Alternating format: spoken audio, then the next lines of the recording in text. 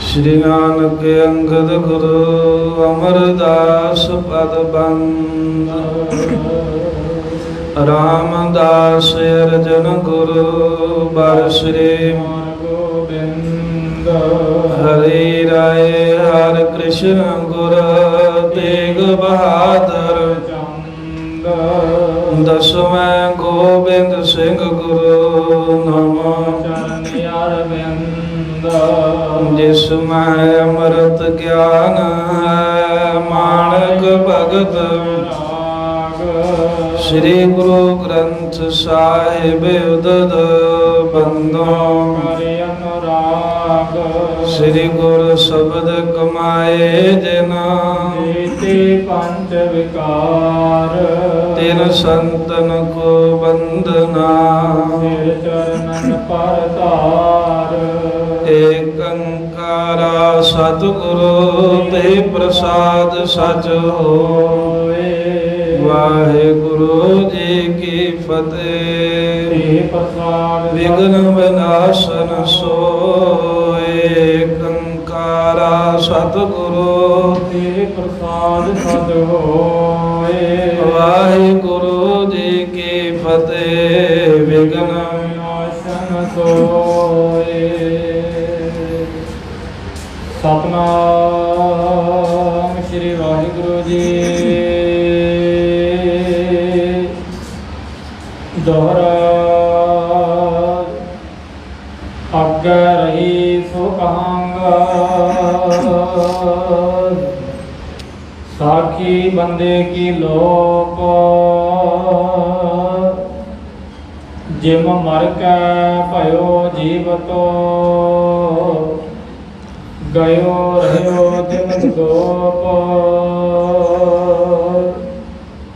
आगे रही सो कहांगा। वाहिगुरु जी का खालसा वाहिगुरु जी की फतेह। पतत पावन भगत वत्सल कृपा निधान जुग जुग अटल प्रगट गुरां की देह प्रताख हर धन धन सतगुरु श्री गुरु ग्रंथ साहिब महाराज जी दे परम पवित्र सत संगत हजूरी दे अंदर नावे पातशाह धर्म रखियक शहीद सतगुरु श्री गुरु तेग बहादुर साहिब महाराज जी दे महान पावन पवित्र भजन बंदगी तप स्थान गुरुद्वारा श्री भोरा साहिब की पातशाही नौवीं विखे जिथे सतगुरु जी ने 26 साल 9 महीने 13 दिन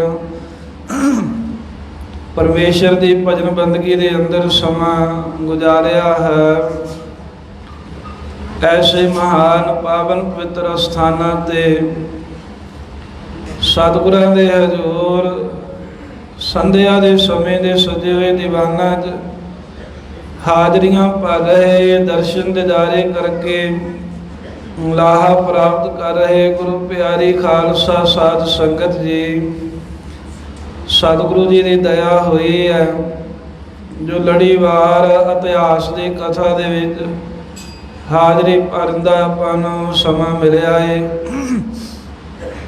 प्राचीन पंथ प्रकाश भाई रतन सिंह जी भंगू जिस दे विच खालसे की कथा पंथ की कथा उन्होंने कही है। कल आप जी ने प्रसंग श्रवण किया है कि बाबा बंदा सिंह जी बहादुर उन्होंने नाल दे सिंह लाहौर तो जलूस की शक्ल दे विच दिल्ली लैके गए। सरहंद दे विच पहुंचे भावें हाथ कड़ियां ने ਸਿੰਘਾਂ ਨੂੰ ਬੇੜੀਆਂ ਪਈਆਂ ਨੇ पर फिर भी इत्थे ਸਿੰਘਾਂ ने ਜਿਹੜੇ ਤੁਰਕ ਰੋੜੇ ਮਾਰਦੇ ਸੀ ਉਹਨਾਂ ਦੇ ਨਾਲ ਜੰਗ ਯੁੱਧ ਕੀਤਾ। ਤੁਰਕ ਐਸੇ ਡਰੇ ਵੀ ਫਿਰ ਕਿਸੇ ਸ਼ਹਿਰ ਬਾਜ਼ਾਰ ਦੇ ਵਿੱਚੋਂ ਨਹੀਂ ਖਾਲਸੇ ਨੂੰ ਖੜਿਆ। ਬਾਹਰੋਂ ਬਾਹਰ ਮੰਜ਼ਲਾਂ ਕਰਦਿਆਂ ਹੋਇਆ ਦਿੱਲੀ ਦੇ ਨੇੜੇ ਪਹੁੰਚ ਗਏ। ਫਰਕਸੀਰ ਬਾਦਸ਼ਾਹ ਨੂੰ ਪਤਾ ਲੱਗਾ ਸੁਨੇਹਾ ਗਿਆ ਵੀ ਬੰਦਾ ਸਿੰਘ ਨੂੰ ਅਸੀਂ ਦਿੱਲੀ ਲੈ ਕੇ ਆ ਰਹੇ ਹਾਂ। ਉਹਨੇ ਡਰਦੇ ਨੇ ਕਹਿਦਾ ਵੀ ਇਹਨੂੰ ਬਾਹਰ ਹੀ ਰੱਖੋ, ਦਿੱਲੀ ਦੇ ਵਿੱਚ ਨਾ ਲੈ ਕੇ ਆਇਓ। ਤੇ ਡਰਦੇ ਹੋਏ ਨੇ ਜਮਨਾ ਦੇ ਵਿੱਚ ਆਪਣਾ ਘਰ ਬਣਾ ਲਿਆ, ਟੈਂਪਰੇਰੀ ਤੌਰ ਤੇ ਰਿਹਾਇਸ਼ ਬਣਾ ਲਈ ਵੀ ਪਾਣੀ ਦੇ ਵਿੱਚ ਕਹਿੰਦੇ ਆ ਵੀ ਮੰਤਰ ਨਹੀਂ ਚੱਲਦੇ, ਤੇ ਬੰਦਾ ਸਿੰਘ ਦੇ ਕੋਲ ਮੰਤਰ ਬੜੇ ਨੇ। ਫਿਰ ਕੁਝ ਦਿਨਾਂ ਬਾਅਦ ਇਹ ਕਿਹਾ ਵੀ ਇਹਦੀਆਂ ਅੱਖਾਂ ਦੇ ਵਿੱਚ ਗਰਮ ਸਲਾਈਆਂ ਕਰਕੇ ਪਾ ਕੇ ਨੇਤਰਹੀਣ ਕਰ ਦਿਓ, ਅੰਨਾ ਕਰ ਦਿਓ। ਅੰਨਾ ਕਰਕੇ ਤੇ ਬਾਬਾ ਜੀ ਨੂੰ ਦਿੱਲੀ ਵਿੱਚ ਫੇਰ ਲਿਆਂਦਾ। ਇੱਥੇ ਨਾਲ ਦੇ ਸਾਥੀਆਂ ਨੂੰ ਵੀ ਸ਼ਹੀਦ ਕੀਤਾ ਗਿਆ ਤਸੀਹੇ ਦੇ ਕੇ। ਸਾਰਿਆਂ ਨੂੰ ਇੱਕੋ ਸਵਾਲ ਸੀ, ਮੁਸਲਮਾਨ ਬਣ ਜੋ, ਤੁਹਾਡੀ ਜਾਨ ਬਖਸ਼ੀ ਕਰ ਦਿਆਂਗੇ। ਪਰ ਸਾਰਿਆਂ ਨੇ ਮੌਤ ਕਬੂਲ ਕੀਤੀ। 740 ਸਿੰਘ ਸਨ, ਸਾਰੇ ਸ਼ਹੀਦੀਆਂ ਪਾ ਗਏ। ਬਾਬਾ ਜੀ ਨੂੰ ਸੁਨੇਹਾ ਭੇਜਿਆ ਫਰਕਸੀਆ ਬਾਦਸ਼ਾਹ ਨੇ ਵੀ ਕਿਹੜੀ ਮੌਤੇ ਪਸੰਦ ਮਰਨਾ ਪਸੰਦ ਕਰੇਗਾ।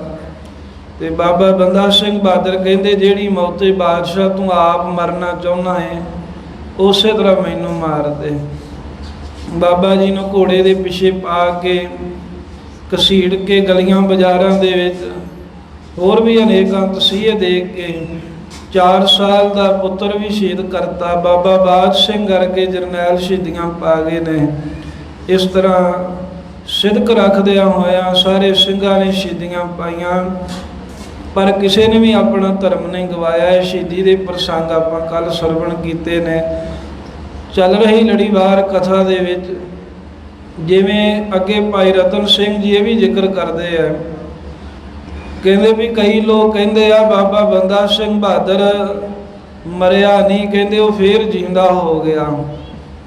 ਤੇ ਭਾਈ ਸਾਹਿਬ ਕਹਿੰਦੇ ਵੀ ਮੇਰੇ ਮੰਨਣ 'ਚ ਨਹੀਂ ਆਉਂਦੀ ਗੱਲ, ਮੈਂ ਤੇ ਬਾਬਾ ਜੀ ਨੂੰ ਸ਼ਹੀਦ ਮੰਨਦਾ, ਪਰ ਇੱਦਾਂ ਦੀਆਂ ਜਿਹੜੀਆਂ ਲੋਕ ਗੱਲਾਂ ਕਰਦੇ ਆ, ਜਿਹੜੀ ਕਲਪਨਾ ਬਣੀ ਆ, ਉਹਦੇ ਬਾਰੇ ਵੀ ਕਹਿੰਦੇ ਮੈਂ ਤੁਹਾਨੂੰ ਸਾਖੀ ਕਹਿ ਦਿੰਦਾ ਹੈ ਵੀ ਕਿਵੇਂ ਦੱਸਦੇ ਆ ਵੀ ਬੰਦਾ ਸਿੰਘ ਬਹਾਦਰ ਫਿਰ ਜਿਉਂਦਾ ਹੋ ਗਿਆ ਤੇ ਕਿੱਥੇ ਜਾ ਕੇ ਰਿਹਾ।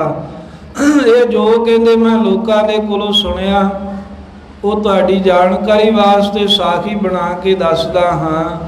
ਪਰ ਮੇਰਾ ਮੰਨਣਾ ਹੈ ਵੀ ਭਾਈ ਰਤਨ ਸਿੰਘ ਜੀ ਕਹਿੰਦੇ ਵੀ ਬਾਬਾ ਬੰਦਾ ਸਿੰਘ ਬਹਾਦਰ ਨੇ ਸ਼ਹੀਦੀ ਪਾਈ ਹੈ। ਸੋ ਇਸ ਤਰ੍ਹਾਂ ਸਾਧ ਸੰਗਤ ਦੀ ਸਾਖੀ ਆਵੇਗੀ। ਫਰਕਸੀਆ ਬਾਦਸ਼ਾਹ ਜਿਵੇਂ ਬਾਬਾ ਜੀ ਦੇ ਕਹਿਣ ਮੁਤਾਬਕ ਵੀ ਜਿੱਦਾਂ ਤੂੰ ਮਰਨਾ ਚਾਹੁੰਦਾ ਉੱਦਾਂ ਸਾਨੂੰ ਸ਼ਹੀਦ ਕਰਦੇ, ਫਿਰ ਇਹ ਮਰਿਆ। ਸੈਯਦ ਭਰਾਵਾਂ ਨੇ ਜਿਵੇਂ ਨੂੰ ਮਾਰਿਆ, ਜਿਵੇਂ ਤਤ ਖਾਲਸੇ ਦੇ ਤੇ ਬੰਦਈਆਂ ਦੇ ਆਪਸ ਦੇ ਵਿੱਚ ਕੁਝ ਮਤਭੇਦ ਹੋਏ, ਪ੍ਰਸੰਗ ਆਪਾਂ ਅੱਜ ਸਰਵਣ ਕਰਾਂਗੇ। ਇਕਾਗਰਤਾ ਬਖਸ਼ੋ, ਗੁਰੂ ਤੇਗ ਬਹਾਦਰ ਸਾਹਿਬ ਮਹਾਰਾਜ ਸਾਹਿਬ ਜੀ ਦੇ ਚਰਨ ਕਮਲਾਂ ਦਾ ਧਿਆਨ ਧਾਰੀਏ। ਆਪਣੀ ਕਲਿਆਣ ਵਾਸਤੇ ਸਰਬੱਤ ਦਾ ਭਲਾ ਮੰਗਦੇ ਆ। ਰਸਨਾ ਕਰੋ ਪਵਿੱਤਰ ਆਖੋ ਸਤਨਾਮ ਸ੍ਰੀ ਵਾਹਿਗੁਰੂ, ਸਤਨਾਮ ਸ੍ਰੀ ਵਾਹਿਗੁਰੂ। ਦੋਹਰਾ ਅੱਗੇ ਰਹੀ ਸੋ ਕਹਾਂਗਾ, ਸਾਖੀ ਬੰਦੇ ਕੀ ਲੋਪ। ਭਾਈ ਰਤਨ ਸਿੰਘ ਜੀ ਭੰਗੂ ਕਹਿੰਦੇ ਇਹ ਬੰਦਾ ਸਿੰਘ ਬਹਾਦਰ ਜੀ ਦੇ ਸ਼ਹੀਦੀ ਦਾ ਪ੍ਰਸੰਗ ਤੁਹਾਨੂੰ ਮੈਂ ਕਿਹਾ ਹੈ। ਕਹਿੰਦੇ ਵੀ ਹੁਣ ਸਾਖੀ ਸੁਣੋ। ਜਿਵੇਂ ਲੋਕਾਂ ਦੇ ਵਿੱਚ ਇਹ ਗੱਲ ਪ੍ਰਗਟ ਸੀ ਵੀ ਬੰਦਾ ਸਿੰਘ ਬਹਾਦਰ ਮਰ ਕੇ ਫਿਰ ਜਿਉਂਦਾ ਹੋ ਗਿਆ, ਉਹ ਅਲੋਪ ਹੋ ਗਿਆ। ਕਹਿੰਦੇ ਵੀ ਲੋਪ ਕਿਵੇਂ ਹੋਇਆ, ਕਿਵੇਂ ਲੋਕ ਕਹਿੰਦੇ ਆ, ਉਹ ਵੀ ਸਾਖੀ ਤੁਸੀਂ ਸੁਣ ਲਵੋ। ਜਿਮ ਮਰ ਕੇ ਭਇਓ ਜੀਵਤ, ਗਇਓ ਰਹਿਓ ਜਿਮ ਗੋਪ। ਜਿਵੇਂ ਲੋਕ ਦੱਸਦੇ ਆ ਵੀ ਬੰਦਾ ਸਿੰਘ ਬਹਾਦਰ ਮਰ ਕੇ ਤੇ ਫਿਰ ਜਿਉਂਦਾ ਹੋ ਗਿਆ, ਤੇ ਉਸ ਤੋਂ ਬਾਅਦ ਲੁਕ ਕੇ ਤੇ ਬੜਾ ਲੰਮਾ ਸਮਾਂ ਸੰਸਾਰ ਦੇ ਵਿੱਚ ਰਿਹਾ। ਜਿਵੇਂ ਲੋਕਾਂ ਦੀ ਕਲਪਨਾ ਹੈ, ਤਾਂ ਕਿ ਵੀ ਕਿਸੇ ਨੂੰ ਫਿਰ ਕੋਈ ਭੁਲੇਖਾ ਨਾ ਰਹੇ, ਉਹ ਵੀ ਕਹਿੰਦੇ ਸਾਖੀ ਸੁਣ ਲਓ। ਪਰ ਆਪਣਾ ਨਿਸ਼ਚਾ ਉਹਨਾਂ ਨੇ ਦੱਸ ਦਿੱਤਾ ਹੈ ਵੀ ਮੇਰਾ ਨਿਸ਼ਚਾ ਇਹੀ ਹੈ ਵੀ ਬਾਬਾ ਜੀ ਸ਼ਹੀਦ ਹੋਏ ਹਨ।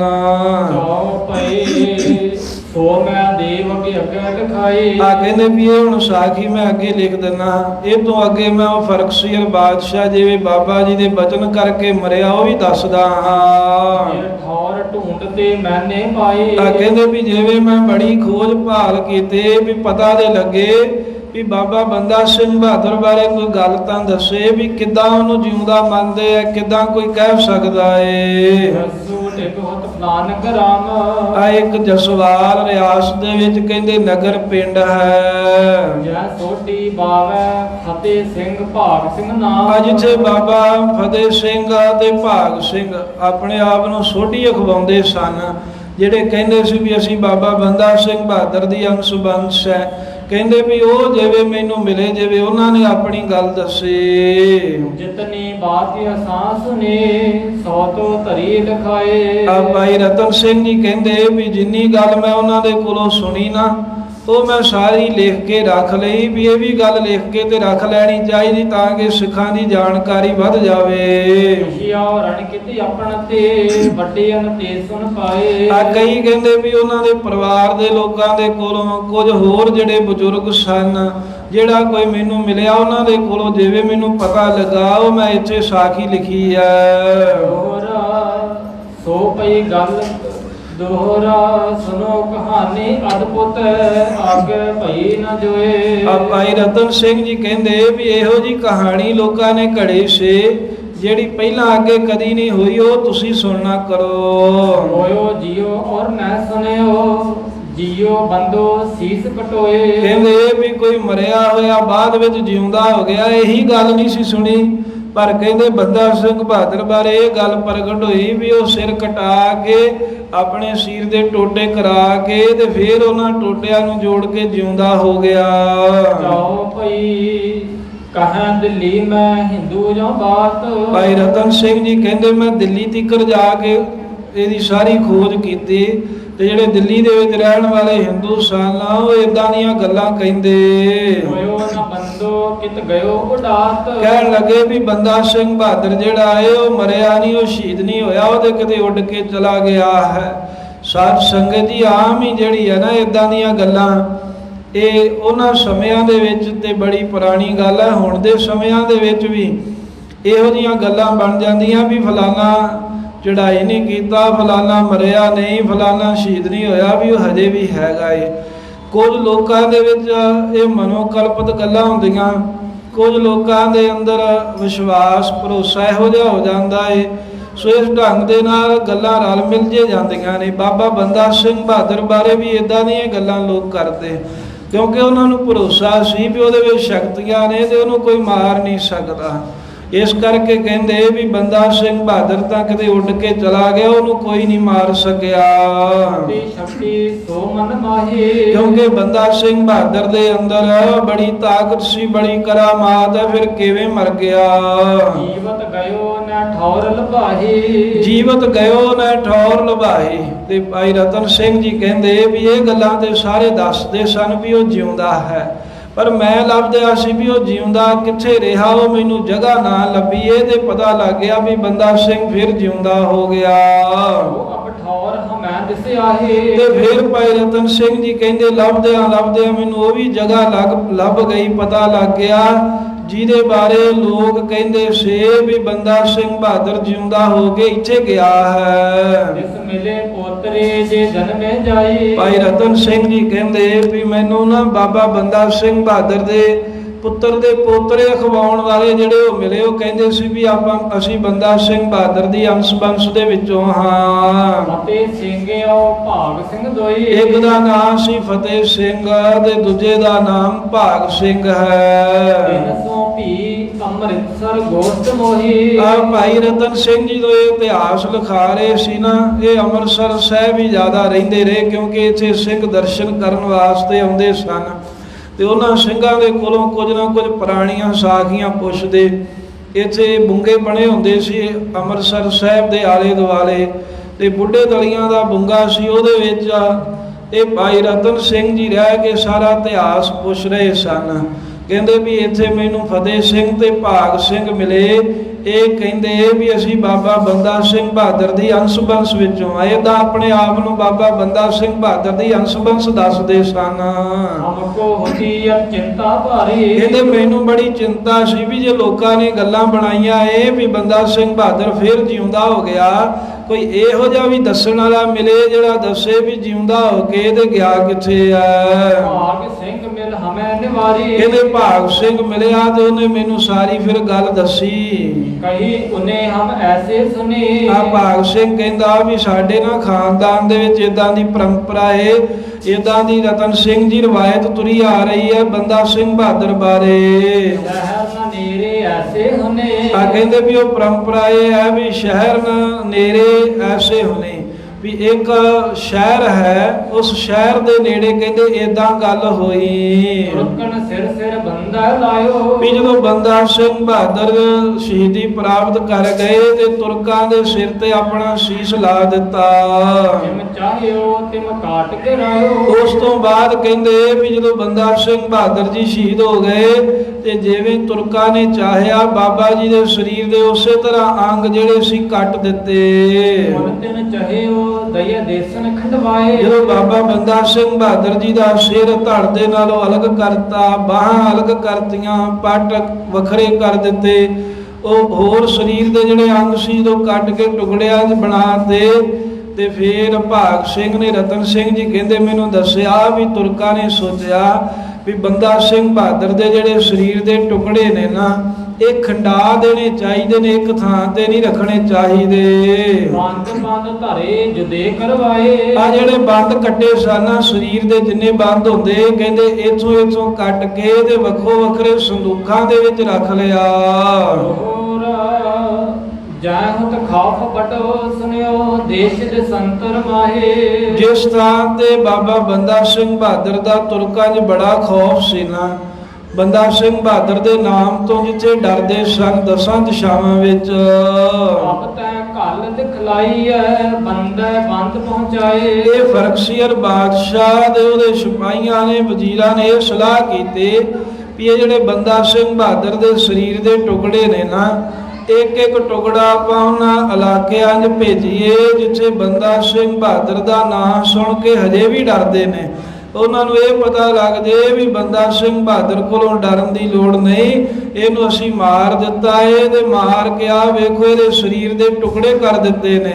ਤੇ ਇਹਨਾਂ ਨੂੰ ਵੇਖ ਕੇ ਲੋਕਾਂ ਦਾ ਹੌਸਲਾ ਵੱਧ ਜਾਵੇ, ਲੋਕਾਂ ਦੇ ਅੰਦਰ ਜੁਰਤ ਆ ਜਾਵੇ।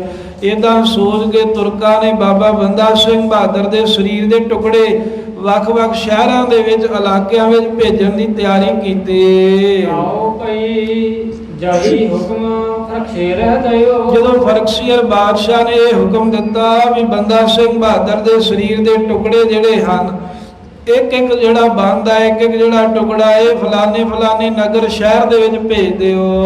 ਜੋ ਕੈ ਮੱਧ ਸੰਦੂਕਨ ਠਇਓ, ਸਿਪਾਹੀਆਂ ਨੇ ਪੁਲਿਸ ਵਾਲਿਆਂ ਨੇ ਉਸੇ ਤਰ੍ਹਾਂ ਕੀਤਾ। ਸੰਦੂਖ ਲੈ ਕੇ ਤੇ ਬੰਦਾ ਸਿੰਘ ਬਹਾਦਰ ਜੀ ਦੇ ਸਰੀਰ ਦੇ ਬੰਦ ਟੁਕੜੇ ਉਹਦੇ ਵਿੱਚ ਪਾ ਲਏ, ਕਈ ਸੰਦੂਖਾਂ ਦੇ ਵਿੱਚ ਸਰੀਰ ਦੇ ਟੁਕੜੇ ਰੱਖ ਲਏ। ਉਸ ਪਰ ਦਰੋਗੇ ਕੀਏ ਨਿਗਵਾਨ, ਉਹਨਾਂ ਸੰਦੂਕਾਂ ਦੇ ਉੱਤੇ ਜਿਹੜੇ ਥਾਣੇਦਾਰ ਸੀ ਉਹਨਾਂ ਦੀ ਡਿਊਟੀ ਲਾਈ ਵੀ ਇਹਦਾ ਧਿਆਨ ਤੁਸੀਂ ਰੱਖਣਾ ਹੈ। ਬੰਦਾ ਸਿੰਘ ਬਹਾਦਰ ਜੀ ਸ਼ਹੀਦ ਹੋ ਗਏ ਆ, ਉਹਨਾਂ ਦੇ ਸਰੀਰ ਦੇ ਟੁਕੜੇ ਕਰ ਲਏ ਆ ਤੇ ਤੁਰਕ ਫੇਰ ਵੀ ਡਰੀ ਜਾਂਦੇ ਆ। ਸੰਦੂਕਾਂ ਨੂੰ ਜੰਦਰੇ ਮਾਰ ਕੇ ਦੇ ਉੱਤੇ ਨਿਗਰਾਨ ਕੀਤੇ ਵੀ ਧਿਆਨ ਰੱਖਿਓ ਤੁਸੀਂ ਫੇਰ ਕਿਤੇ ਬੰਦਾ ਸਿੰਘ ਵਿੱਚੋਂ ਨਿਕਲ ਨਾ ਪਵੇ। ਦੇਸ਼ ਵੰਡ ਕਹਿਓ ਤੋਰਿਓ ਅਗਵਾਨ, ਇਸ ਤਰ੍ਹਾਂ ਕਹਿ ਕੇ ਵੀ ਇਹ ਸਾਰੇ ਦੇਸ਼ ਦੇ ਇਲਾਕਿਆਂ ਦੇ ਵਿੱਚ ਟੁਕੜੇ ਵੰਡ ਕੇ ਆਉਣੇ ਆ ਤਾਂ ਕਿ ਸਾਡੇ ਲੋਕਾਂ ਦੇ ਵਿੱਚੋਂ ਬੰਦਾ ਸਿੰਘ ਬਹਾਦਰ ਦਾ ਖੌਫ ਜਿਹੜਾ ਇਹ ਡਰ ਹੈ ਖਤਮ ਹੋ ਜਾਵੇ। ਇਦਾਂ ਕਹਿ ਕੇ ਅੱਗੇ ਨੂੰ ਤੋਰ ਦਿੱਤਾ। ਉਸਨੂੰ ਰਾਤ ਬੰਦਾ ਜੀ ਥਈ, ਤੇ ਭਾਈ ਰਤਨ ਸਿੰਘ ਜੀ ਕਹਿੰਦੇ ਵੀ ਜਿਹੜੀ ਇਹ ਕਹਾਣੀ ਚੱਲ ਰਹੀ ਹੈ ਨਾ ਜਿੱਦਾਂ ਬਾਬਾ ਜੀ ਦੇ ਬਾਰੇ ਕਲਪਤ ਹੋਏ, ਕਹਿੰਦੇ ਵੀ ਰਾਹ ਵਿੱਚ ਜਦੋਂ ਗਏ ਤੇ ਜਿਹੜੀ ਪਹਿਲੀ ਰਾਤ ਜਿੱਥੇ ਪਈ ਨਾ ਰਾਤ ਦੇ ਸਮੇਂ ਜਿਵੇਂ ਬਾਬਾ ਬੰਦਾ ਸਿੰਘ ਬਹਾਦਰ ਨੇ ਕੌਤਕ ਵਰਤਾਇਆ। ਬੋਲਤ ਰੋਕਣ ਸੌ ਜਾਉ ਕਹੇ, ਕਹਿੰਦੇ ਵੀ ਅਗੰਮੀ ਬਚਨ ਹੋਏ, ਆਕਾਸ਼ੀ ਬਾਣੀ ਆਈ, ਜਿਹੜੇ ਦਰੋਗੇ ਜਿਹੜੇ ਥਾਣੇਦਾਰ ਪੁਲਿਸ ਵਾਲੇ ਸਨ ਉਹਨਾਂ ਦੇ ਕੰਨਾਂ ਦੇ ਵਿੱਚ ਬੰਦਾ ਸਿੰਘ ਬਹਾਦਰ ਦੀ ਆਵਾਜ਼ ਪਈ ਹੈ। ਜੈ ਸੰਦੂਕ ਅਬ ਹੀ ਫਟ ਜਾਏ, ਉਹਨਾਂ ਨੂੰ ਇਹ ਸੁਣਾਈ ਦਿੱਤਾ ਬਾਬਾ ਜੀ ਦੀ ਆਵਾਜ਼ ਦੁਆਰਾ ਵੀ ਇਹ ਜਿਹੜੇ ਸੰਦੂਕ ਨੇ ਜਿਨ੍ਹਾਂ ਨੂੰ ਤੁਸੀਂ ਜਿੰਦਰੇ ਮਾਰੇ ਆ ਹੁਣੇ ਹੀ ਖੁੱਲ ਜਾਣੇ ਆ, ਇਹਨਾਂ ਦੇ ਉੱਪਰਲੇ ਦਰਵਾਜ਼ੇ ਤਖਤੇ ਫਟ ਜਾਣਗੇ। ਹਮਰੀ ਦੇਹ ਤੁਮ ਦੇਹੋ ਬਨਾਏ। ਤੇ ਆਕਾਸ਼ ਬਾਣੀ ਜੇ ਆਵਾਜ਼ ਆਈ ਵੀ ਜਿਹੜੀ ਮੇਰੀ ਦੇਹ ਦੇ ਤੁਸੀਂ ਟੁਕੜੇ ਕੀਤੇ ਆ, ਇਹ ਸਾਰੇ ਸਰੀਰ ਦੇ ਅੰਗ ਜੋੜ ਕੇ ਤੇ ਜਿਵੇਂ ਇੱਕ ਸਰੀਰ ਹੁੰਦਾ ਹੈ, ਮੇਰੀ ਦੇਹ ਪੂਰੀ ਉਸੇ ਤਰ੍ਹਾਂ ਸਾਬਤ ਬਣਾ ਦਿਓ। ਮੈਂ ਬਣਵਾਓ ਤੋ ਅੰਧਾ ਹੋਵੋ। ਤੇ ਨਾਲ ਹੀ ਇਹ ਵੀ ਕਿਹਾ ਵੀ ਜੇ ਮੇਰੇ ਸਰੀਰ ਦੇ ਅੰਗ ਤੁਸੀਂ ਜੋੜੋਗੇ ਨਹੀਂ ਤਾਂ ਫਿਰ ਤੁਸੀਂ ਅੰਨੇ ਹੋ ਜਾਓਗੇ, ਤੁਹਾਨੂੰ ਅੱਖਾਂ ਤੋਂ ਨਹੀਂ ਦਿਖੇਗਾ।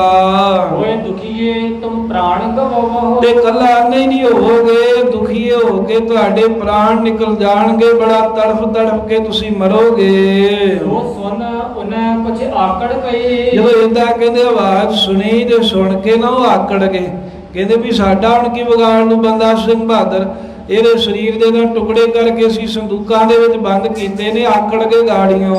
ਭਏ ਅੰਧੇ ਤੋਂ ਸਭ ਭੁੱਲ ਗਈ। ਕਹਿੰਦੇ ਇਹਨੂੰ ਆਕੜੇ ਤੇ ਉਸ ਵੇਲੇ ਕਲਾਵਰਤੀ ਦੇ ਸਾਰੇ ਅੰਨੇ ਹੋ ਗਏ। ਜਦੋਂ ਅੰਨੇ ਹੋਏ ਤੇ ਜਿਹੜਾ ਹੰਕਾਰ ਸੀ, ਜਿਹੜੀ ਆਕੜ ਸੀ, ਉਹ ਸਾਰੀ ਇਹਨਾਂ ਨੂੰ ਭੁੱਲ ਗਈ। ਤਉ ਦਰੋਗਣ ਕਹਿਓ ਹਮ ਆਂਖਾਂ ਦਈਐ। ਜਦੋਂ ਫਿਰ ਅੰਨੇ ਹੋ ਗਏ ਤੇ ਜਿਹੜੇ ਦਰੋਗੇ ਸੀ ਨਾ, ਇਹ ਲੇਲੜੀਆਂ ਕੱਢਣ ਲੱਗ ਪਏ, ਬੇਨਤੀਆਂ ਕਰਨ ਲੱਗ ਪਏ ਵੀ ਬਾਬਾ ਜੀ ਸਾਡੀਆਂ ਅੱਖਾਂ ਸਾਨੂੰ ਵਾਪਸ ਕਰ ਦਿਓ, ਔਰ ਲੋਕਣ ਕੋ ਨਜ਼ਰ ਨ ਪਈਐ। ਤੇ ਇਹ ਵੀ ਸਾਡੇ ਤੇ ਕਿਰਪਾ ਕਰਿਓ ਵੀ ਜਦੋਂ ਅਸੀਂ ਤੁਹਾਡੇ ਸਰੀਰ ਦੇ ਟੁਕੜੇ ਜੋੜੀਏ, ਹੋਰ ਕਿਸੇ ਦੀ ਸਾਡੇ ਤੇ ਨਿਗਾਹ ਨਾ ਪਵੇ। ਇਹ ਨਾ ਹੋਵੇ ਵੀ ਅਸੀਂ ਇਦਾਂ ਕਰ ਦਈਏ ਤੇ ਮਗਰੋਂ ਫੇਰ ਫੜ ਕੇ ਬਾਦਸ਼ਾਹ ਸਾਨੂੰ ਮਾਰਦਾ ਹੋਵੇ। ਅਸੀਂ ਤੁਹਾਡੇ ਟੁਕੜੇ ਸਰੀਰ ਦੇ ਜਿਵੇਂ ਕਹਿੰਦੇ ਹੋ ਜੋੜ ਦਿੰਨੇ ਆ, ਪਰ ਸਾਡੇ ਤੇ ਕਿਸੇ ਦੀ ਨਿਗਾਹ ਨਾ ਪਵੇ, ਸਾਨੂੰ ਕੋਈ ਇਦਾਂ ਕਰਦਿਆਂ ਨਾ ਵੇਖੇ। ਉਹ ਬਾਤ ਬੰਦਾ ਜੀ ਕਹੀ। ਬਾਬਾ ਬੰਦਾ ਸਿੰਘ ਬਹਾਦਰ ਜੀ ਕਹਿਣ ਲੱਗੇ ਇਦਾਂ ਹੋ ਜਾਊਗਾ। ਉਹਨਾਂ ਨੇ ਉਸੇ ਵੇਲੇ ਇਹਨਾਂ ਦੀਆਂ ਅੱਖਾਂ ਵੀ ਵਾਪਸ ਮੋੜ ਦਿੱਤੀਆਂ ਤੇ ਇਹ ਵੀ ਕਹਿਤਾ ਵੀ ਜਦੋਂ ਤੁਸੀਂ ਮੇਰੇ ਸਰੀਰ ਦੇ ਟੁਕੜੇ ਜੋੜੋਗੇ ਤੇ ਤੁਹਾਡੇ ਤੇ ਕਿਸੇ ਦੀ ਨਿਗਾਹ ਨਹੀਂ ਜਾਵੇਗੀ। ਕੋ ਤਉ ਪ੍ਰਤੀਤ ਆਈ। ਤੇ ਫਿਰ ਜਦੋਂ ਬਾਬਾ ਬੰਦਾ ਸਿੰਘ ਬਹਾਦਰ ਨੇ ਅੱਖਾਂ ਵਾਪਸ ਦੇ ਦਿੱਤੀਆਂ, ਇਹਨਾਂ ਨੂੰ ਭਰੋਸਾ ਆ ਗਿਆ ਵੀ ਵਾਕਈ ਬੰਦਾ ਸਿੰਘ ਬਹਾਦਰ ਜਿਹੜਾ ਇਹਦੇ ਵਿੱਚ ਸ਼ਕਤੀ ਹੈ। ਬੰਦਾ ਜੀ ਜਿਮ ਉਨ ਕਹਿਓ ਤਿਮ ਤਿਨ ਦਇਓ ਬਨਾਏ। ਜਿਵੇਂ ਬੰਦਾ ਸਿੰਘ ਬਹਾਦਰ ਨੇ ਉਹਨਾਂ ਨੂੰ ਹੁਕਮ ਕੀਤਾ ਸੀ ਵੀ ਮੇਰੇ ਆ ਸਰੀਰ ਦੇ ਟੁਕੜੇ ਜੋੜ ਦਿਓ, ਉਹਨਾਂ ਨੇ ਉਸੇ ਤਰ੍ਹਾਂ ਹੀ ਕਰਕੇ ਸਰੀਰ ਬਣਾ ਦਿੱਤਾ। ਮਤ ਹਨੇਰੇ ਨਾ ਦਿਸੈ ਇਹ ਹੱਥ ਪੱਗ ਲੱਗੇ ਪਲਟਾਏ। ਪਰ ਰਾਤ ਦੇ ਸਮੇਂ ਹਨੇਰਾ ਸੀ, ਇੱਕ ਡਰੇ ਹੋਏ ਸਨ। ਕਹਿੰਦੇ ਵੀ ਜਿਹੜੇ ਸਰੀਰ ਦੇ ਅੰਗ ਆ ਨਾ, ਉਹ ਥੋੜੇ ਅੱਗੇ ਪਿੱਛੇ ਲਾ ਤੇ ਹੱਥ ਜਿਹੜੇ ਸੀ, ਜਿਹੜੇ ਗੁੱਟ ਨੂੰ ਜੋੜਨਾ, ਕਿਉਂਕਿ ਬੰਦ ਤੇ ਵੱਡਿਆ ਹੋਇਆ ਸੀ, ਟੁਕੜੇ ਜੋੜੇ ਪਰ ਕੁਝ ਸਰੀਰ ਦੇ ਅੰਗ ਅੱਗੇ ਪਿੱਛੇ ਲੱਗ ਗਏ। ਆਓ ਭਈ ਔਰ ਬੰਦਾ ਜੀ ਐਸ ਵਿਚਾਰੀ। ਜਦੋਂ ਟੁਕੜੇ ਜੁੜੇ ਦੇ ਨਾਲ ਹੀ ਉਹ ਸਰੀਰ ਜਿਹੜਾ ਸੀ ਪਹਿਲਾਂ ਦੀ ਤਰ੍ਹਾਂ ਕਾਇਮ ਹੋ ਗਿਆ। ਬਾਬਾ ਬੰਦਾ ਸਿੰਘ ਬਹਾਦਰ ਨੇ ਕਹਿੰਦੇ ਵੀ ਫਿਰ ਇਸ ਢੰਗ ਦੇ ਨਾਲ ਵਿਚਾਰਿਆ। ਹਮ ਬਣਾਵਹਿ ਦੇਹ ਸਬਕਾਰੀ। ਕਹਿਣ ਲੱਗੇ ਵੀ ਇਹ ਜੇ ਵਿੰਗੇ ਟੇਢੇ ਸਰੀਰ ਦੇ ਅੰਗ ਲੱਗੇ ਨੇ, ਇਹ ਵੀ ਕਹਿੰਦੇ ਚੰਗਾ ਹੀ ਹੋ ਗਿਆ, ਕਿਉਂਕਿ ਜੇ ਮੈਂ ਪਹਿਲਾਂ ਵਰਗਾ ਜਿੱਦਾਂ ਦਾ ਮੇਰਾ ਸਰੀਰ ਸੀ, ਜੇ ਮੈਂ ਉਹੋ ਜਿਹਾ ਸਾਰਾ ਬਣਾ ਲੈਂਦਾ ਲੋਕ ਕਹੈ ਕੋ ਹੈ ਪਖੰਡੀ। ਤਾਂ ਫੇਰ ਲੋਕਾਂ ਨੇ ਜਦੋਂ ਮੈਂ ਜਾ ਕੇ ਦੱਸਣਾ ਸੀ ਨਾ ਵੀ ਮੈਂ ਬੰਦਾ ਸਿੰਘ ਬਹਾਦਰ ਐ, ਤੇ ਲੋਕਾਂ ਕਹਿਣਾ ਸੀ ਇਹ ਕੋਈ ਪਖੰਡੀ ਆਇਆ, ਇਹ ਝੂਠ ਬੋਲਦਾ ਏ, ਜੋ ਉਲਟੀ ਦੇਹ ਦਿਖਾਈ ਮੰਡੀ। ਅੱਗੇ ਉਹ ਕਹਿਣਗੇ ਵੀ ਇਹਦੇ ਦਿੱਲੀ ਦੇ ਵਿੱਚ ਬਾਦਸ਼ਾਹ ਨੇ ਸ਼ਹੀਦ ਕਰਤਾ, ਵੀ ਇਹ ਕਿੱਥੋਂ ਆ ਗਿਆ। ਪਰ ਕਹਿੰਦੇ ਵੀ ਜੇ ਮੇਰੇ ਟੁਕੜੇ ਸਰੀਰ ਦੇ ਅੰਗ ਅੱਗੇ ਪਿੱਛੇ ਲੱਗੇ ਹੋਣਗੇ, ਮੈਂ ਜਾ ਕੇ ਦੱਸ ਸਕਦਾ ਵੀ ਇਦਾਂ ਉਹਨਾਂ ਕੀਤਾ, ਤੇ ਮੈਂ ਫੇਰ ਸਰੀਰ 'ਚ ਜਾਣ ਪਾਈ। ਇਦਾਂ ਫਿਰ ਵਿੰਗੇ ਟੇਢੇ ਅੰਗ ਹੀ ਰਹਿਣ ਦਿੱਤੇ। ਤੇ ਮੰਡੀ ਦਾ ਜਿਹੜਾ ਰਾਜਾ ਸੁਧ ਸੈਣ ਇਹਨਾਂ ਦਾ ਸੇਵਕ ਸੀ, ਆਪਣੀ ਸ਼ਕਤੀ ਦੇ ਨਾਲ ਸੁਧ ਸੈਣ ਰਾਜੇ ਦੇ ਕੋਲ ਪਹੁੰਚ ਗਏ। ਹੋਤੀ ਬੰਦਾ ਜੋ ਦਿਲ ਬਸੀ ਸਤਿਗੁਰ ਕਹਿਓ ਸਭ ਕੀਨ। ਭਾਈ ਰਤਨ ਸਿੰਘ ਜੀ ਕਹਿੰਦੇ ਵੀ ਬਾਬਾ ਬੰਦਾ ਸਿੰਘ ਬਹਾਦਰ ਇਦਾਂ ਦੱਸਦੇ ਆ, ਇਹ ਉਹਨਾਂ ਬਾਰੇ ਇੱਕ ਕਲਪਨਾ ਹੈ ਵੀ ਉਹ ਸ਼ਹੀਦ ਹੋ ਕੇ ਤੇ ਫਿਰ ਜਿਉਂਦੇ ਹੋ ਗਏ। ਇਹ ਕਲਪਨਾ ਵੀ ਤਾਂ ਬਣੀ ਵੀ ਬਾਬਾ ਬੰਦਾ ਸਿੰਘ ਬਹਾਦਰ ਕਰਾਮਾਤੀ ਨੇ, ਵੀ ਉਹਨੂੰ ਮਾਰ ਕੌਣ ਸਕਦਾ ਏ। ਪਰ ਇਹ ਸੱਚਾਈ ਹੈ ਵੀ ਸਮੇਂ ਦੇ ਨਾਲ ਸਰੀਰ ਸਾਰੇ ਓਹਲੇ ਹੋਣੇ ਹਨ, ਇਹ ਗੁਰੂ ਘਰ ਦੀ ਵੀ ਮਰਿਆਦਾ ਏ। ਪਰ ਬਾਬਾ ਬੰਦਾ ਸਿੰਘ ਬਹਾਦਰ ਬਾਰੇ ਜਿਵੇਂ ਭਾਈ ਰਤਨ ਸਿੰਘ ਜੀ ਕਹਿੰਦੇ ਮੈਂ ਸੁਣਿਆ, ਉਹ ਮੈਂ ਤੁਹਾਨੂੰ ਗੁਰਸਿੱਖੋ ਦੱਸ ਰਿਹਾ ਵੀ ਜਦੋਂ ਮੰਡੀ ਦੇ ਵਿੱਚ ਪਹੁੰਚੇ ਤੇ ਕੁਝ ਦਿਨ ਇੱਥੇ ਠਹਿਰੇ ਤੇ ਬੰਦਾ ਸਿੰਘ ਬਹਾਦਰ ਦੇ ਚਿੱਤ ਵਿੱਚ ਆਇਆ ਵੀ ਮੈਨੂੰ ਗੁਰੂ ਕਲਗੀਧਰ ਮਹਾਰਾਜ ਨੇ ਹਜ਼ੂਰ ਸਾਹਿਬ ਨੂੰ ਏਦਾਂ ਹੁਕਮ ਦੇ ਕੇ ਜੋ ਭੇਜਿਆ ਏ। ਰਹੀ ਹੁਤੀ ਜੰਬੂ ਦਿਸੈ ਅਬਦੀਓ ਪਤਿਆਰੋ ਚੀਨ। ਮਹਾਰਾਜ ਨੇ ਕਿਹਾ ਸੀ ਵੀ ਪਹਿਲਾਂ ਤੁਰਕਾਂ ਨੂੰ ਸੋਧਣਾ ਏ ਤੇ ਉਸ ਤੋਂ ਬਾਅਦ ਪਹਾੜੀਆਂ ਨੂੰ ਸੋਧਣਾ ਹੈ। ਬੰਦਾ ਸਿੰਘ ਨੇ ਵਿਚਾਰਿਆ ਵੀ ਮੈਂ ਤੁਰਕਾਂ ਨੂੰ ਵੀ ਸੋਧ ਦਿੱਤਾ, ਪਹਾੜੀ ਇਲਾਕੇ ਵੀ ਬਹੁਤੇ ਸੋਧ ਦਿੱਤੇ ਆ, ਪਰ ਜਿਹੜਾ ਜੰਮੂ ਦਾ ਇਲਾਕਾ ਹੈ ਨਾ, ਜਿਹੜਾ ਕਸ਼ਮੀਰ ਦਾ ਇਲਾਕਾ ਹੈ, ਇਹ ਕਹਿੰਦੇ ਵੀ ਇੱਧਰ ਨਹੀਂ ਆਪਣਾ ਮੈਂ ਜਾ ਕੇ ਪ੍ਰਤਾਪ ਵਿਖਾਇਆ। ਬੰਦੋ ਜੀ ਤੈ ਤੇ ਉੱਡਿਓ ਟਿਕ ਪੁੱਜਿਓ ਜੰਮੂ ਕੈ ਸੋਏ। ਇਹਦੇ ਇਦਾਂ ਵਿਚਾਰ ਕਰਕੇ ਬਾਬਾ ਬੰਦਾ ਸਿੰਘ ਬਹਾਦਰ ਮੰਡੀ ਤੋਂ ਉੱਡੇ ਤੇ ਉੱਡ ਕੇ ਕਹਿੰਦੇ ਵੀ ਜੰਮੂ ਦੇ ਨੇੜੇ ਕਸ਼ਮੀਰ ਦੇ ਵਿੱਚ ਆ, ਜਿੱਥੇ ਇਹਨਾਂ ਦਾ ਆਪਣਾ ਨਗਰ ਹੈ, ਜਨਮ ਸਥਾਨ ਰਜੌਰੀ ਪੁੰਛ ਦੇ ਵਿੱਚ, ਉੱਥੇ ਪਹੁੰਚ ਗਏ। ਚਾਓ ਪਈ ਤਾਂ ਜਾਏ ਕੁਛ ਗੁਪਤ ਵੀ ਰਹਿਓ। ਆ ਜਗਾ ਖੂਬ ਮਨ ਮਾਨਤੀ ਲਖ ਬੈਠੋ ਤੁਰਤ ਹੈ ਤੋਏ। ਜਦੋਂ ਉੱਥੇ ਪਹਾੜੀ ਇਲਾਕੇ ਜੰਮੂ ਦੇ ਇਲਾਕੇ ਕਸ਼ਮੀਰ 'ਚ ਪਹੁੰਚੇ ਤੇ ਬਾਬਾ ਬੰਦਾ ਸਿੰਘ ਬਹਾਦਰ ਨੂੰ ਕਹਿੰਦੇ ਜਗ੍ਹਾ ਬੜੀ ਪਸੰਦ ਆਈ, ਸੋਹਣੀ ਜਗ੍ਹਾ ਵੇਖ ਕੇ ਡੇਰਾ ਬਣਾ ਕੇ ਤੇ ਉੱਥੇ ਬੈਠ ਗਏ। ਚਾਓ ਪਈ ਤਾਂ ਜਾਏ ਕੁਛ ਗੁਪਤ ਵੀ ਰਹਿਓ। ਇੱਥੇ ਜਾ ਕੇ ਫਿਰ ਕਹਿੰਦੇ ਦੱਸਦੇ ਆ ਵੀ ਬਾਬਾ ਬੰਦਾ ਸਿੰਘ ਬਹਾਦਰ ਕੁਝ ਸਮਾਂ ਗੁਪਤ ਹੋ ਕੇ ਲੁਕੇ ਰਹੇ। ਤੇ ਭੇਤੀ ਤੇ ਸੱਦ ਮਿਲਿਓ। ਆ ਜਿਹੜੇ ਭੇਤੀ ਸਨ ਪਹਿਲਾਂ ਜਾਣਕਾਰ ਸੀ, ਉਹਨਾਂ ਨੂੰ ਸੱਦ ਕੇ ਬਾਬਾ ਜੀ ਇੱਥੇ ਮਿਲੇ। ਉਹ ਤਕਰਾਰ ਜੀ ਹੁਣ ਕਹਿ ਸਾਥ। ਜਿਹੜਾ ਕੋਈ ਉਹਨਾਂ ਦੇ ਨਾਲ ਵਚਨ ਕੀਤਾ ਸੀ ਨਾ, ਇਕਰਾਰ ਕੀਤਾ ਸੀ ਵੀ ਤੁਹਾਡੇ ਮੈਂ ਫਲਾਣੇ ਕੰਮ ਕਰਾਂਗਾ। ਆਪ ਪੁਜਾਈ ਹੁਣ ਕੀ ਬਾਤ। ਬਾਬਾ ਬੰਦਾ ਸਿੰਘ ਬਹਾਦਰ ਨੇ ਉਹਨਾਂ ਦੇ ਸਾਰੇ ਕੰਮ ਪੂਰੇ ਕਰਤੇ। ਲੋਕ ਤੇ ਕੰਮ ਦਾ ਮਤਲਬ ਰੱਖਦੇ ਆ, ਕੰਮ ਜਿੱਥੋਂ ਪੂਰਾ ਹੋਵੇ ਉੱਥੇ ਜਾ ਕੇ ਡਿੱਗ ਪੈਂਦੇ ਆ। ਤੇ ਇਹ ਜਾਣ ਕੇ ਬਾਬਾ ਬੰਦਾ ਸਿੰਘ ਬਹਾਦਰ ਜੀ ਨੇ ਕਹਿੰਦੇ ਸਾਰਿਆਂ ਦੇ ਕੰਮ ਪੂਰੇ ਕਰਤੇ। ਹਾਂ ਬੈਠ ਪਾਓ ਪਰਚੇ ਲਾਏ। ਉੱਥੇ ਬੈਠ ਕੇ ਬਾਬਾ ਬੰਦਾ ਸਿੰਘ ਬਹਾਦਰ ਨੇ ਬੜੀਆਂ ਕਹਿੰਦੇ ਫਿਰ ਸ਼ਕਤੀਆਂ ਵਿਖਾਈਆਂ ਜੰਮੂ ਦੇ ਵਿੱਚ। ਲੋਕਾਂ ਕੇ ਮਨ ਪਤੇ ਆਏ। ਤੇ ਬਹੁਤ ਲੋਕਾਂ ਦੇ ਕਹਿੰਦੇ ਵੀ ਜਿਹੜੇ ਮਨ ਨੇ ਉਹ ਬਾਬਾ ਬੰਦਾ ਸਿੰਘ ਬਹਾਦਰ ਦੇ ਉੱਤੇ ਪਤੀਜ ਗਏ। ਜਿਸੇ ਹੁਤੇ ਬਚਨ ਕਹੇ ਆਪ ਹਜ਼ੂਰ। ਸੋ ਜਿਹੜੇ ਗੁਰੂ ਕਲਗੀਧਰ ਮਹਾਰਾਜ ਸਾਹਿਬ ਦੇ ਸੇਵਕ ਸਨ, ਉਹ ਵੀ ਬਾਬਾ ਬੰਦਾ ਸਿੰਘ ਨੂੰ ਕਈ ਪੁਰਾਣੇ ਸਿੰਘ ਵੀ ਆ ਕੇ ਕਹਿੰਦੇ ਮਿਲੇ। ਕੀ ਭੀ ਦਈ ਮਨਸਾ ਪੂਰ। ਉਹਨਾਂ ਦੇ ਵੀ ਬਾਬਾ ਬੰਦਾ ਸਿੰਘ ਬਹਾਦਰ ਜੀ ਨੇ ਕਈ ਕਾਰਜ ਜਿਹੜੇ ਹਨ ਉਹ ਰਾਸ ਕਰ ਦਿੱਤੇ। ਇਸ ਤਰ੍ਹਾਂ ਇਹ ਭਾਈ ਰਤਨ ਸਿੰਘ ਜੀ ਨੇ ਸਾਖੀ ਲਿਖੀ, ਕਹਿੰਦੇ ਵੀ ਮੇਰਾ ਮੰਨਣਾ ਹੈ ਵੀ ਬਾਬਾ ਜੀ ਸ਼ਹੀਦ ਹੋ ਗਏ ਬਸ, ਪਰ ਕਹਿੰਦੇ ਉਹਨਾਂ ਬਾਰੇ ਤਾਂ ਆਹ ਸਾਖੀ ਵੀ ਆ ਵੀ ਉਹਨਾਂ ਦੇ ਸਰੀਰ ਦੇ ਟੁਕੜੇ ਫੇਰ ਜੁੜ ਗਏ, ਉਹ ਜਿਉਂਦੇ ਹੋ ਗਏ ਤੇ ਉਹ ਬੜਾ ਲੰਮਾ ਸਮਾਂ ਤੀਕਰ ਕਹਿੰਦੇ ਵੀ ਫਲਾਣੇ ਥਾਂ ਤੇ ਰਹੇ। ਮੌਜੂਦਾ ਹਾਲਾਤਾਂ ਵੱਲ ਵੇਖੀਏ ਤੇ ਸਾਧ ਸੰਗਤ ਜੀ, ਸੰਤ ਗਿਆਨੀ ਜਰਨੈਲ ਸਿੰਘ ਜੀ ਖਾਲਸਾ, ਉਹਨਾਂ ਬਾਰੇ ਵੀ ਇਦਾਂ ਦਾ ਭਰੋਸਾ ਹੈ, ਕਹਿੰਦੇ ਵੀ ਉਹ ਹਜੇ ਵੀ ਹੈਗੇ ਆ, ਫਲਾਣੇ ਦੇਸ਼ ਦੇ ਵਿੱਚ ਬੈਠੇ ਆ। ਪਰ ਜਿਹੜੇ ਮਰਦ ਗਮੜੇ ਹੁੰਦੇ ਸ਼ਹੀਦੀਆਂ ਪਾ ਗਏ ਨੇ, ਫਿਰ ਹੋਰ ਮਹਾਰਾਜ ਦੇ ਸੂਰਮੇ ਜੰਮਦੇ ਰਹਿੰਦੇ ਨੇ ਸਮੇਂ ਦੇ ਨਾਲ। ਇਦਾਂ ਇਹ ਆਪਾਂ ਸਮਝ ਸਕਦੇ ਆ ਵੀ ਬਾਬਾ ਬੰਦਾ ਸਿੰਘ ਬਹਾਦਰ ਦੇ ਬਾਰੇ ਵੀ ਉਹਨਾਂ ਦੀ ਸ਼ਹੀਦੀ ਤੋਂ ਬਾਅਦ ਵੀ ਇਦਾਂ ਦੀ ਕਲਪਨਾ ਬਣੀ ਰਹੀ ਵੀ ਉਹ ਜਿਉਂਦੇ ਨੇ ਤੇ ਜੰਮੂ ਦੇ ਇਲਾਕੇ ਵਿੱਚ ਰਹੇ। ਅਸਲ ਵਿੱਚ ਕੁਝ ਲੋਕ ਗਾਂ ਦੀ ਗਾਂ ਜਿਨ੍ਹਾਂ ਆਪਣੀ ਦੁਕਾਨਦਾਰੀ ਵੀ ਚਲਾਉਣੀ ਹੁੰਦੀ ਆ, ਉਹਨਾਂ ਲੋਕਾਂ ਨੇ ਇਦਾਂ ਦੀਆਂ ਗੱਲਾਂ ਬਣਾਈਆਂ ਉੱਥੇ ਜਾ ਕੇ ਵੀ ਜੰਮੂ ਦੇ ਵਿੱਚ ਡੇਰਾ ਜੋ ਬਣਾ ਲਿਆ ਬਾਬਾ ਜੀ ਦੇ ਨਾਂ ਦਾ, ਤੇ ਉਹ ਡੇਰਾ ਬਣਾਇਆ ਤੇ ਉੱਥੇ ਇਦਾਂ ਦੀ ਪਹਿਲਾਂ ਗੱਲ ਬਣਾਈ ਵੀ ਇੱਥੇ ਬਾਬਾ ਬੰਦਾ ਸਿੰਘ ਬਹਾਦਰ ਆਪ ਰਹਿੰਦੇ ਰਹੇ ਆ। ਲੋਕ ਫਿਰ ਉੱਥੇ ਜਾਂਦੇ ਰਹੇ, ਅੱਗੇ ਤੋਂ ਅੱਗੇ ਡੇਰਾ ਕਹਿੰਦੇ ਹੁਣ ਵੀ ਉੱਥੇ ਚੱਲਦਾ ਹੈ ਜੇ ਉਸ ਇਲਾਕੇ ਦੇ ਵਿੱਚ। ਸੋ ਇਹ ਢੰਗ ਦੇ ਨਾਲ ਜਿਹੜੀ ਸਾਖੀ ਕਲਪਤ ਹੋਈ ਉਹ ਵੀ ਭਾਈ ਰਤਨ ਸਿੰਘ ਜੀ ਨੇ ਲਿਖਾ ਦਿੱਤੇ। ਸੋ ਭਈ ਗੱਲ ਪਤਸ਼ਾਹੇ ਕੀ ਬੰਦਾ ਆਖੀ ਸਾਥ। ਕਹਿੰਦੇ ਹੁਣ ਨਾਲ ਉਹ ਵੀ ਗੱਲ ਸੁਣੋ, ਜਦੋਂ ਬਾਬਾ ਬੰਦਾ ਸਿੰਘ ਬਹਾਦਰ ਨੂੰ ਪੁੱਛਿਆ ਨਾ ਵੀ ਤੈਨੂੰ ਕਿਹੜੀ ਮੌਤੇ ਮਾਰੀਏ, ਇਦਾਂ ਹੀ ਪੁੱਛਿਆ ਤੇ ਕਹਿਣ ਲੱਗੇ ਬਾਦਸ਼ਾਹ ਜਿਹੜੀ ਮੌਤੇ ਤੂੰ ਮਰਨਾ ਉਦਾਂ ਹੀ ਮੈਨੂੰ ਮਾਰ ਲਾ। ਤੇ ਬਾਬਾ ਬੰਦਾ ਸਿੰਘ ਬਹਾਦਰ ਜੀ ਨੂੰ ਤਾਂ ਇਹਨਾਂ ਨੇ ਘੋੜੇ ਦੇ ਪਿੱਛੇ ਧੂ ਕੇ ਸ਼ਹੀਦ ਕੀਤਾ। ਹੁਣ ਕਹਿੰਦੇ ਬਾਬਾ ਬੰਦਾ ਸਿੰਘ ਬਹਾਦਰ ਨੇ ਜਿਹੜਾ ਵਚਨ ਕਿਹਾ ਸੀ ਨਾ ਉਹ ਸੱਚ ਹੋਇਆ, ਤੇ ਉਸ ਵਚਨ ਦੇ ਅਨੁਸਾਰ ਫਰਕਸੀਰ ਬਾਦਸ਼ਾਹ ਜਿਹੜਾ ਹੈ ਜਿਵੇਂ ਮਰਿਆ, ਕਹਿੰਦੇ ਉਹ ਵੀ ਸਾਖੀ ਸੁਣੋ। ਫਰਕਸੀਰ ਅੰਦਾ ਕੀਓ ਰਲ ਗਏ ਸੈਦ ਭਰਾਤ। ਦੋ ਸੈਦ ਭਰਾ ਸੀ, ਕਹਿੰਦੇ ਉਹਨਾਂ ਦੋ ਸੈਦ ਭਰਾਵਾਂ ਨੇ ਨਾ ਮਿਲ ਕੇ ਅਬਦੁੱਲਾ ਖਾਨ ਤੇ ਹੁਸੈਨ ਅਲੀ, ਇਹਨਾਂ ਨੇ ਮਰਹੱਟਿਆਂ ਦੇ ਨਾਲ ਮਿਲ ਕੇ ਮਰਹੱਟਿਆਂ ਦੀ ਸਹਾਇਤਾ ਲੈ ਕੇ ਮਦਦ ਲੈ ਕੇ ਤੇ ਜਿਹੜਾ ਫਰਕਸੀਰ ਬਾਦਸ਼ਾਹ ਨੂੰ ਜਿਵੇਂ ਕਿਵੇਂ ਅੰਨਾ ਕਰ ਦਿੱਤਾ। ਇਹਦੀਆਂ ਅੱਖਾਂ ਜਿਹੜੀਆਂ ਦੋਵੇਂ ਕੱਢ ਦਿੱਤੀਆਂ, ਕਿਉਂਕਿ ਬਾਬਾ ਬੰਦਾ ਸਿੰਘ ਬਹਾਦਰ ਜੀ ਨੂੰ ਵੀ ਇਹਨੇ ਅੰਨਾ ਕਰਾਇਆ ਸੀ ਨਾ ਪਹਿਲਾਂ। ਉਹ ਰੱਬੀ ਖੇਡ ਇਹੋ ਜੀ ਵਰਤੀ ਵੀ ਲੜਾਈ ਤੇ ਇਹਨਾਂ ਦੀ ਆਪਸੀ ਸਈਆਦਾਂ ਦੀ ਤੇ ਫਰਕਸੀਅਰ ਦੇ, ਪਰ ਬਾਬਾ ਬੰਦਾ ਸਿੰਘ ਬਹਾਦਰ ਦਾ ਵਜਨ ਵੀ ਤੇ ਸੱਚ ਹੋਣਾ ਸੀ ਨਾ। ਗੁਰੂ ਦਾ ਮਹਾਰਾਜ ਦਾ ਬਹਾਦਰ ਸੂਰਮਾ ਸ਼ਹੀਦ ਸਿੰਘ ਸੀ ਬਾਬਾ ਬੰਦਾ ਸਿੰਘ ਬਹਾਦਰ, ਜਿਸ ਕਰਕੇ ਕਹਿੰਦੇ ਫਰਕਸੀਅਰ ਬਾਦਸ਼ਾਹ ਨੂੰ ਸੈਯਦ ਭਰਾਵਾਂ ਨੇ ਅੰਨਾ ਕਰ ਦਿੱਤਾ ਅੱਖਾਂ ਤੋਂ। ਜਾਓ ਭਈ ਹਸਨ ਖਾਨ ਜਾਂ ਅਬਦੁੱਲਾ ਖਾਨ। ਇੱਕ ਦਾ ਨਾਮ ਹਸਨ ਖਾਨ ਹੈ, ਜਿਹਨੂੰ ਹਸਨ ਅਲੀ ਵੀ ਕਹਿੰਦੇ ਨੇ, ਤੇ ਅਬਦੁੱਲਾ ਖਾਨ। ਇਹ ਦੋ ਸੈਯਦ ਭਰਾ ਸਨ, ਮੁਖੀ ਸਨ ਫੌਜਾਂ ਦੇ ਵਿੱਚ, ਚੰਗੇ ਅਹੁਦੇਦਾਰ, ਤੇ ਮਰਹੱਟਿਆਂ ਦੀ ਫੌਜ ਦੇ ਨਾਲ ਇਹਨਾਂ ਦੀ ਚੰਗੀ ਸਾਂਝ। ਉਹ ਕਹਿ ਦਿਓ ਤਖਤ ਹੈ ਖਾਨ। ਅੱਖਾਂ ਤੋਂ ਅੰਨਾ ਕਰਕੇ ਤੇ ਤਖਤ ਲੈਣ ਦੇ ਲਈ ਵੀ ਅਸੀਂ ਇਸ ਤਖਤ ਦੇ ਉੱਤੇ, ਦਿੱਲੀ ਦੇ ਉੱਤੇ ਰਾਜ ਕਰੀਏ।